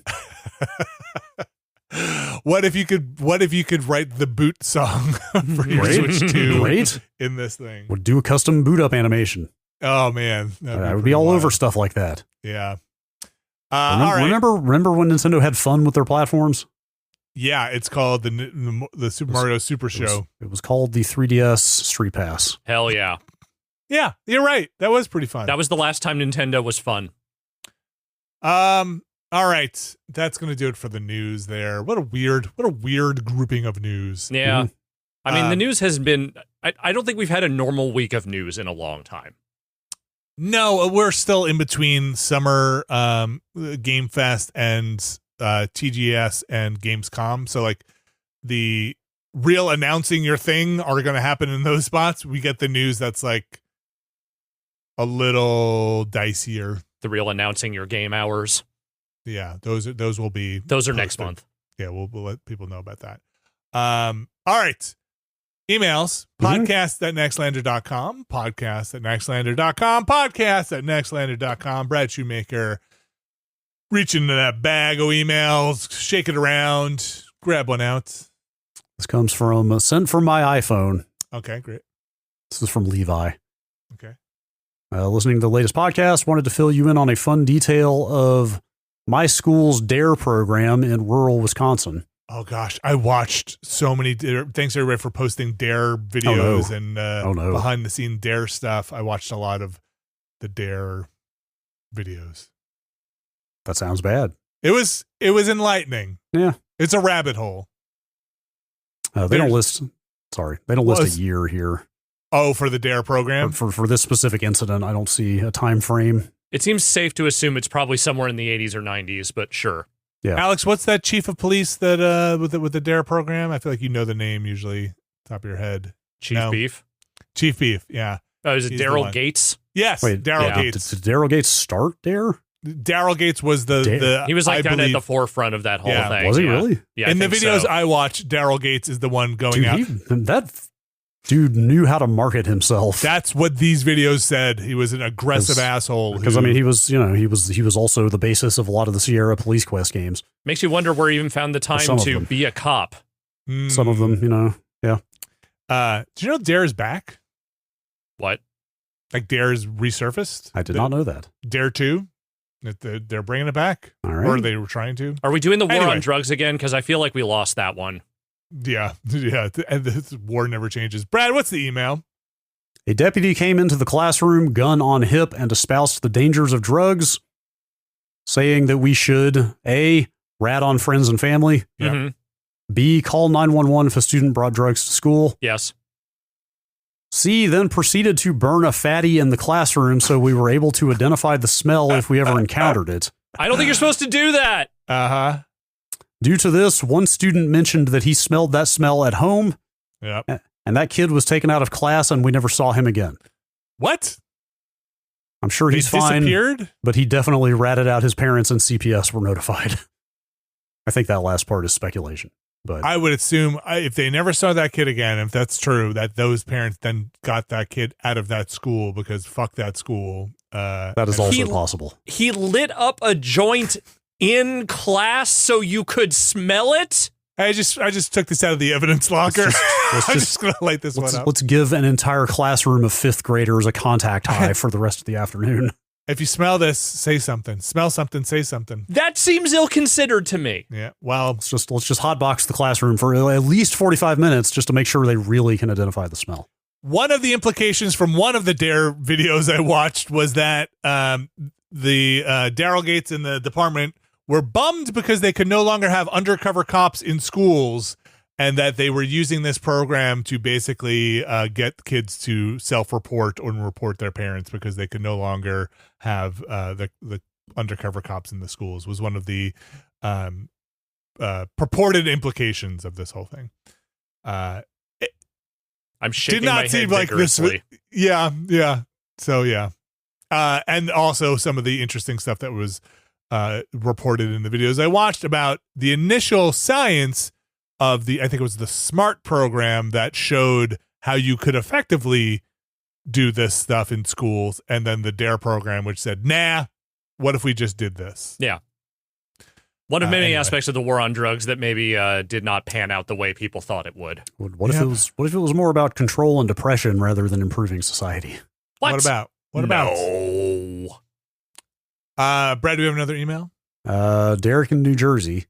Okay. After listening to the urinal scoreboard talk in last week's podcast, I wanted to let you know that there is a bar on Bourbon Street in New Orleans that I went to around 2017 that had one in the urinal. It was like a carnival game where you pee on a target, but instead of filling the balloon or whatever, it just counted up. That's the game. They charged you 25 cents to play. Okay, that's rude. Yeah, like isn't cleanliness its own reward? Like, don't you want to make sure people stay on target so you don't have to clean the bathroom as much? Yeah. There truly are no new ideas under the sun, are there? Well, this person, whoever implemented this broke it. You don't charge. I also went to a bar called Duffy's Tavern in Lake George, New York that used to have a wall-mounted breathalyzer that you paid some amount and put a straw in and blew into. See, that's more fun isn't the right word. Useful? Yeah. You know? It may still be there. It's useful. It's fun, useful. Yeah, fun, useful. Another emailer who I don't have their email in front of me right now, but they did point out that having a breathalyzer in the bar is probably kind of dangerous because a bunch of knuckleheads are probably going to try to beat each other's score. Oh, an escalation. Like how much can you drink till you pass out kind of thing? Yep. Yeah. That's a dark facet I had not thought of, but is probably absolutely correct. What? Okay, look, I don't want to live in the police state here, but let's just say when you use it, what if a little light went off behind the bartender's counter so they could look over and be like, hey, maybe we cut you off. You just blew a 5 on that thing. Yeah, drink some water. That was Grant in Seattle writing in just to give credit on that one. I feel like people would go get their drinks and then go blow in the breathalyzer and be like, "You watered down my drink. I drank this whole thing and I'm still blowing a 0.4." God, yeah, that would be a nightmare. Yeah. I should be wasted. Any more emails? Yes. Yes, there are. Okay, great. Let me figure out which one to read next. Okay. I think one came, I'll just say while you're doing this, I think one came in, I forget from whom, about Woodsy Owl. And yeah, I saw that one. Just wanted to give a shout out to Woodsy Owl, yes. No, did you know, I had never heard of it, so I didn't pull it. Do you know what Woodsy Owl is? Oh, yeah, yes. He's a buddy of mine. Yeah. A U.S. Forest Service mascot created in the 70s? Yes, I believe it had like almost like a Boy Scout or Girl Scout sash and like a little give a hoot, hat. Don't pollute? Yeah. You don't remember this? Yes, but I don't remember the name Woodsy Owl. That slogan, absolutely. That slogan was fucking everywhere. The name maybe has fallen somewhat out of favor given the pun it seems to be based on, but otherwise, I do remember the owl very vividly. I don't remember the name at all. I guess it was Woodsy Owl. I just, like you said, I remember kind of the image of the owl as well, I guess, just not the name. Oh, I'm looking at an image now. Okay, Woodsy Owl is less of a scout and more of like a Robin Hood kind of attire. That does seem to be the case. But it's a Woody Allen joke, right? Like that's absolutely what they are doing there. Oh, I didn't even think about that. Really? Woodsy Owl?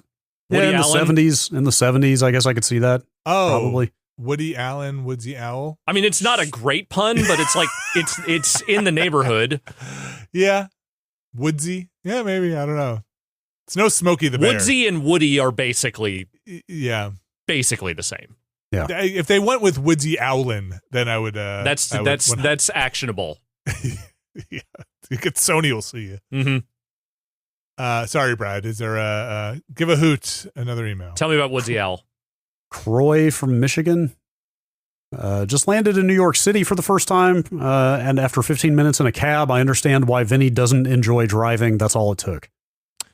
Some people really enjoy. Jeff Backlar enjoys driving in Manhattan. Really? Or at least says doesn't mind it. Is it like really hectic and nerve-wracking, or is it just a lot of sitting and waiting? Both. Or is it both? Both. Okay. It's one of those things where I have found you have to be more aggressive than I am comfortable being to navigate Manhattan. But plus you can also just get stuck for a very long time. Sure.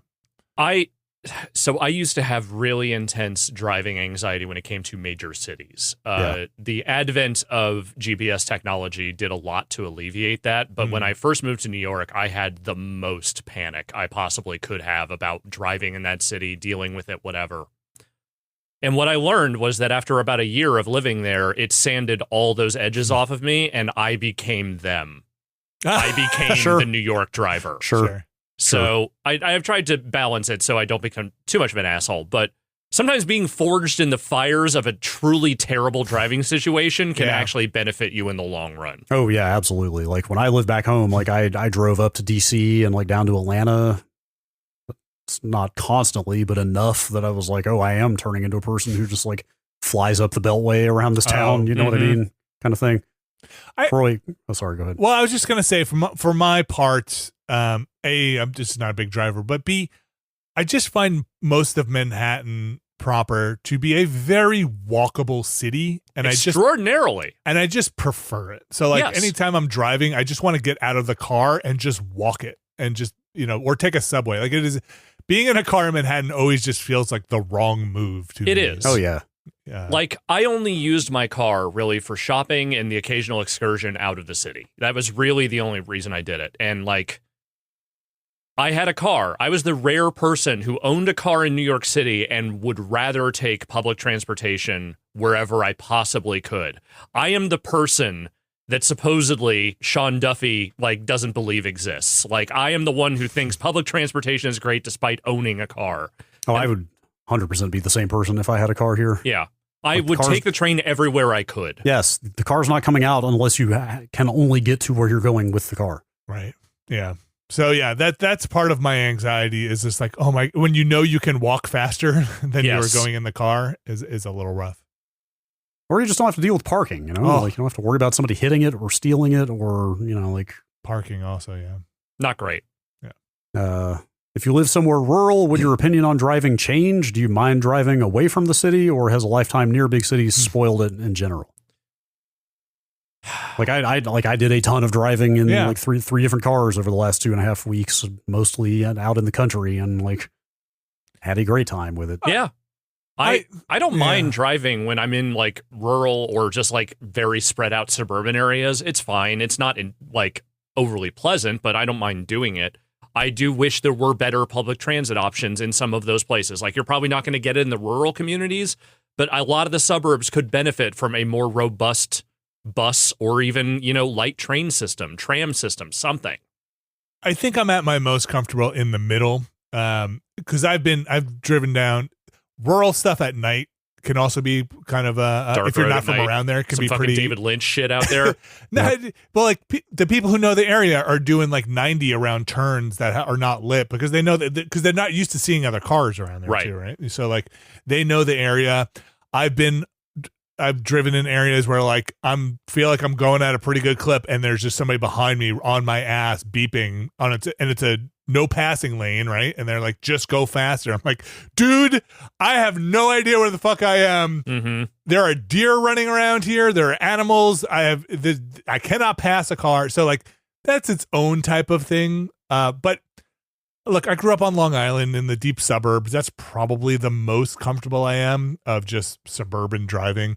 I also don't mind highway driving once you're on the highway. Mostly that's kind of fine. So backwoods driving, its own type of thing. And I will say GPS, for as much as I think GPS for city stuff and even some heavier suburban stuff can be very, very helpful, sometimes, maybe it's better now, can be a real nightmare in the backwoods, because it's like, this ain't a road my car should be on. This is somebody's driveway. Yep. This is, you have messed me.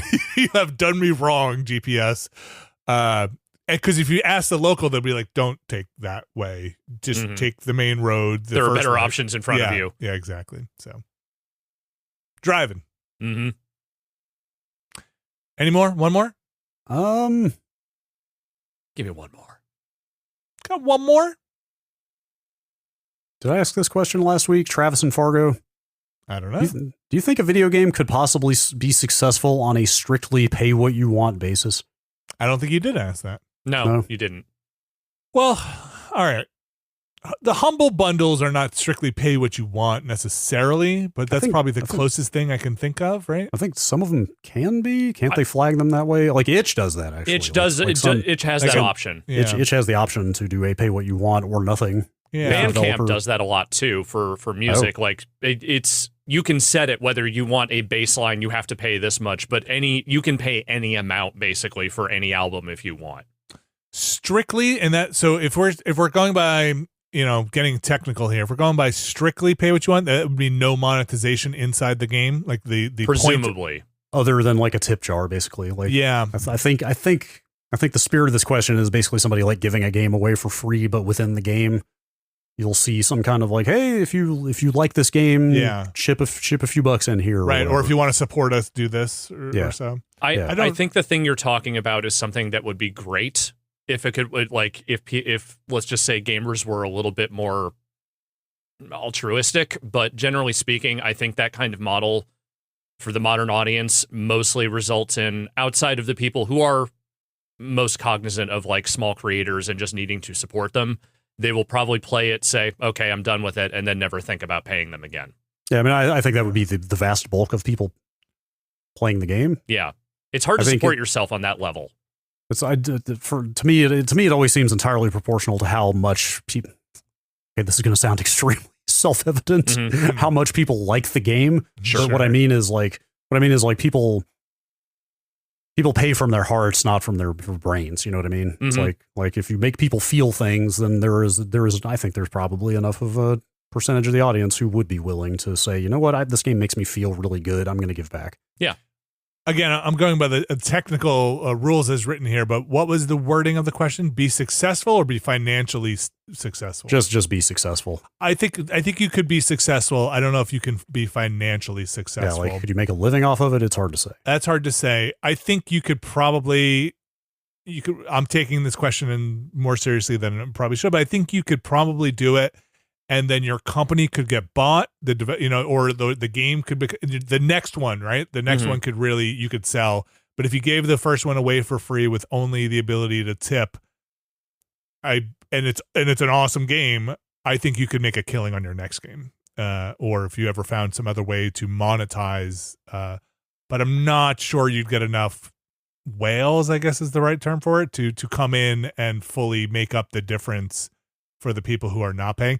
I think the addendum to this is if there were a only pay what you want game, would people still pirate it? I think you would get a percentage. I think you would still get a percentage of people still pirating that game. There would be a version on torrent sites with the tip jar solicitation stripped out. or just not even just up there being like, dude, you could just download this game and just play it. Because I'm imagining the tip jar is not a nag screen or something. Yeah, no, like that, it's just right? like in the about page if you seek it out or whatever. Yeah, I bet a certain percentage you still have threads be like, hey, anybody want to post this game? I really want to try. Be like, dude, you just relax. It's right there, man. No, I only pirate games. I refuse. Like, can you pirate a game that's for free? Is that considered pirating? Not in my mind, but if you get creative enough, sure. I think the only way you could really consider that piracy is if there is some sort of back-end thing where the creator is being paid for being downloaded on a specific platform. Like if there is some kind of revenue share thing that goes on, like because you're hosted on this platform, you get some small, minuscule cut of whatever some amount of money is. But I don't think that's the norm. I think generally speaking, if it is free, it's just free. If it's being hosted somewhere else, that doesn't technically make it piracy. Yeah, I guess the only thing that might make it a little more difficult is that publisher or developer couldn't track as much of the downloads. Well, they're not going to tell any of us what they downloaded anyway, so what does it matter? Yeah, that's true. Got to report those sales to what is the MPI? What's the what used to be the MPD? Yeah, we got to get those MPD numbers. Now Circana. All right. Is that it for the emails? Yeah, let's call it there. All right. Let's call it there. That's going to do it for the emails. But again, if you want to email us, you can over at podcast@nextlander.com. Send in your thought experiments, your questions, your stories, your life stories out there. I want to know, hey, look, I'm always up for a good dare story. It's a weird part of our history, or shared collective history here. Yeah. We got some stuff going on. This week is a little funky, but we do have the stuff going up, the goods. But we still got the goods. Like I said, Will and I jumped into Wildgate on Monday. Brad and Alex are going to be streaming on Friday, and then we are going to have a Patron's Choice going up on Thursday. I will not be here on Friday, so we're going to do the Patron's Choice on Thursday. And Brad, is that poll up? Oh, yeah. Okay. Do we have an early front runner? I mean, this would be pretty early, but it was pretty extremely Brutal Legend last I looked. It still is. Okay. Brutal Legend with the road to Ozzy Osbourne. Now, you think Ozzy's pretty early in Brutal Legend? I think so. Yeah, okay. I think he shows up fairly early in it. Okay. I think he's like the shopkeeper. That sounds right to me. What is your, just curious, what is your platform to play Brutal Legend? PC. Okay. I assume it still works unproblematically, but I don't know. As far as I know. Shrug. They stripped all the licensed music out of it. Man. That would why would really you play that game then? So that you can go vote or just come join us on Thursday. And thanks for everybody who's participated in that poll. We have Ramblecast. We'll have a Never Been a Better podcast going up on Thursday, or maybe at the time you're listening to this. We have a Mike and Vinny Destroy the World, which is up now. That campaign is getting to be a lot of fun as the evil campaign. We are just sowing a path of destruction, and the good the good campaign over on Firescape, let's just say, is mired in more diplomacy, and I'm getting my butt kicked, and Mike has to kind of bail me out of a lot of stuff. But man, the evil campaign is, you better keep your head down. There's demons running wild. So that's all going on. We'll have Planorama next week. I'm going to hold that one in the tank for next week. We got a bunch of stuff going up here, but you can check all of that stuff out over on our Twitch page or YouTube page, and especially over at patreon.com/Nextlander, where you can find a tier that is right for you. I forgot to mention, we also have the Watchcast back. In case you missed it, we took a bit of a break there, but we are back now, back as of last week, actually. But we have the Tribbles episode. The long-awaited Trouble with Tribbles is now up live. And we've got another batch of episodes we recorded just yesterday, which were a lot of fun to talk about as well. So go check that out as well. Patreon.com/Nextlander. Find the tier that is right for you. But there is one tier, call out here, in case you haven't heard, that gets their names read on this here podcast. And I'm going to read those names out loud. That's it. No, that's it. Read them. No, you can't stop me. The bold choice. No, let go of me. 200 episodes. We're finally putting them out there. Really breaking the mold this week. Stop. You can't silence me. I'm going to read these names. Starting with Jerry Lee, Sean Miller, Sending Good Vibes on the Internet, RRE, Alpha Rhythm, Infelicitous Rips, David L, Kelly F, Brian Lucier, Skywarp, Jason Grimm, John Hubbard, NXL Retirement Fund, Evan Cook, Mark Wilhelm, Jerry Lee, Deidre is the Abiotic Factor, Gary Peshke, Robert Fisher, The Bunny Fiend is watching, Jad Rita, Statics, Brian Murphy, Randy Duax, Randy Alderson, Andrew Tiebkin, Alex Wu, It's Me, JP, Edward Chick, Andrew Slosky, Steve Lynn, Matthew Herrig, David Campost, and Tyler Treese. Now, I don't use the word heroes lightly, but you're all heroes. Every one of you, our mysterious benefactors, and everyone who has gone on to patreon.com/Nextlander and gone to support Nextlander. We couldn't do it without you. Not all heroes wear capes. Not all heroes wear capes, but they are mysterious. When we finally crack the merch nut, we'll just have to make a cape for all of you heroes out there. We should sell a cape. Should we though? Yes. I bet it's one of those things that would be like $7,000 because nobody actually makes a good cape. Yeah, who's our cape supplier? I bet a cape with NXL on the back would be pretty sweet, but they sell that shit at Party City, man. It'll be fine. We can get a cheap those cape. are garbage capes. I want a cloak. I want a cloak with a hood. Okay, well now you're just being ridiculous. Well, right here on Walmart, the section is called Capes and Cloaks. Wait, are they just like Sam Walton always wanted? Can I buy a legit cape? Oh man, yeah. Like a cape. Dude, you can get a full-length hooded cloak in here. Is it for Halloween? Does it say good for druids, or is it just like for real fun? Boy, these pictures, are these AI? I think these are AI pictures. Probably. Wow. These are absolutely AI pictures. Holy shit. I mean, everything is now. You can just put a person in a cape and photograph it. It's completely okay. I don't think some of these locations exist in the real world. These are fantasy capes. These are for your fantasy. Yeah. Do they have the short cape? Do they have like a Lando cape? Like yeah, no, that's the baller cape. Yeah, I really want the shorter cape. Let me see. We'll have to look. We'll have to see. We'll have to find. This is really, if you wanted to know the real secret, we've been really just having a tough time sourcing our capes. That's the big merch problem we've been having is cape sourcing. Short cloak. There you go. Does it have a hood? Most of these do. Okay, that's more like the old D&D cartoon cape, with the hood and the short cape. Need a Lando cape. Okay, short cloak Lando style. That's it. There it is. Amazon listing Lando Calrissian cape. Is it polyester? What's it made out of? I bet his was. Sure looks like it. Okay. If you wear a cape on the regular, I want to know. Not ironic. I guess all capes must be ironic. But if you've chosen a fashion choice that is just like, I wear a cape, that's what I do. I would like to know about it. It can't be for a Halloween thing. Are you Frank Costanza's lawyer? Do you have a cape? It's got to be all the time. It's got to be all the time, and you have to be confident in it. Let's say at least 3 days a week. Yeah, because nobody leaves the house. Don't be silly. Yeah. All right. Thanks everybody for joining us. Thanks for supporting this pro cape agenda we have with Nextlander. Thanks for listening to this here podcast. That's going to do it for the show. I'll be on the voicemail dump truck if people want to tune in for that. Alex, I think you're jumping in on this one as well. I believe I am, yes. Over at Giant Bomb this Thursday, if you want to catch that. If you are listening to this on Thursday, then tune in for that. And otherwise, I will be back Patron's Choice, and then Brad Knox will be back on Friday.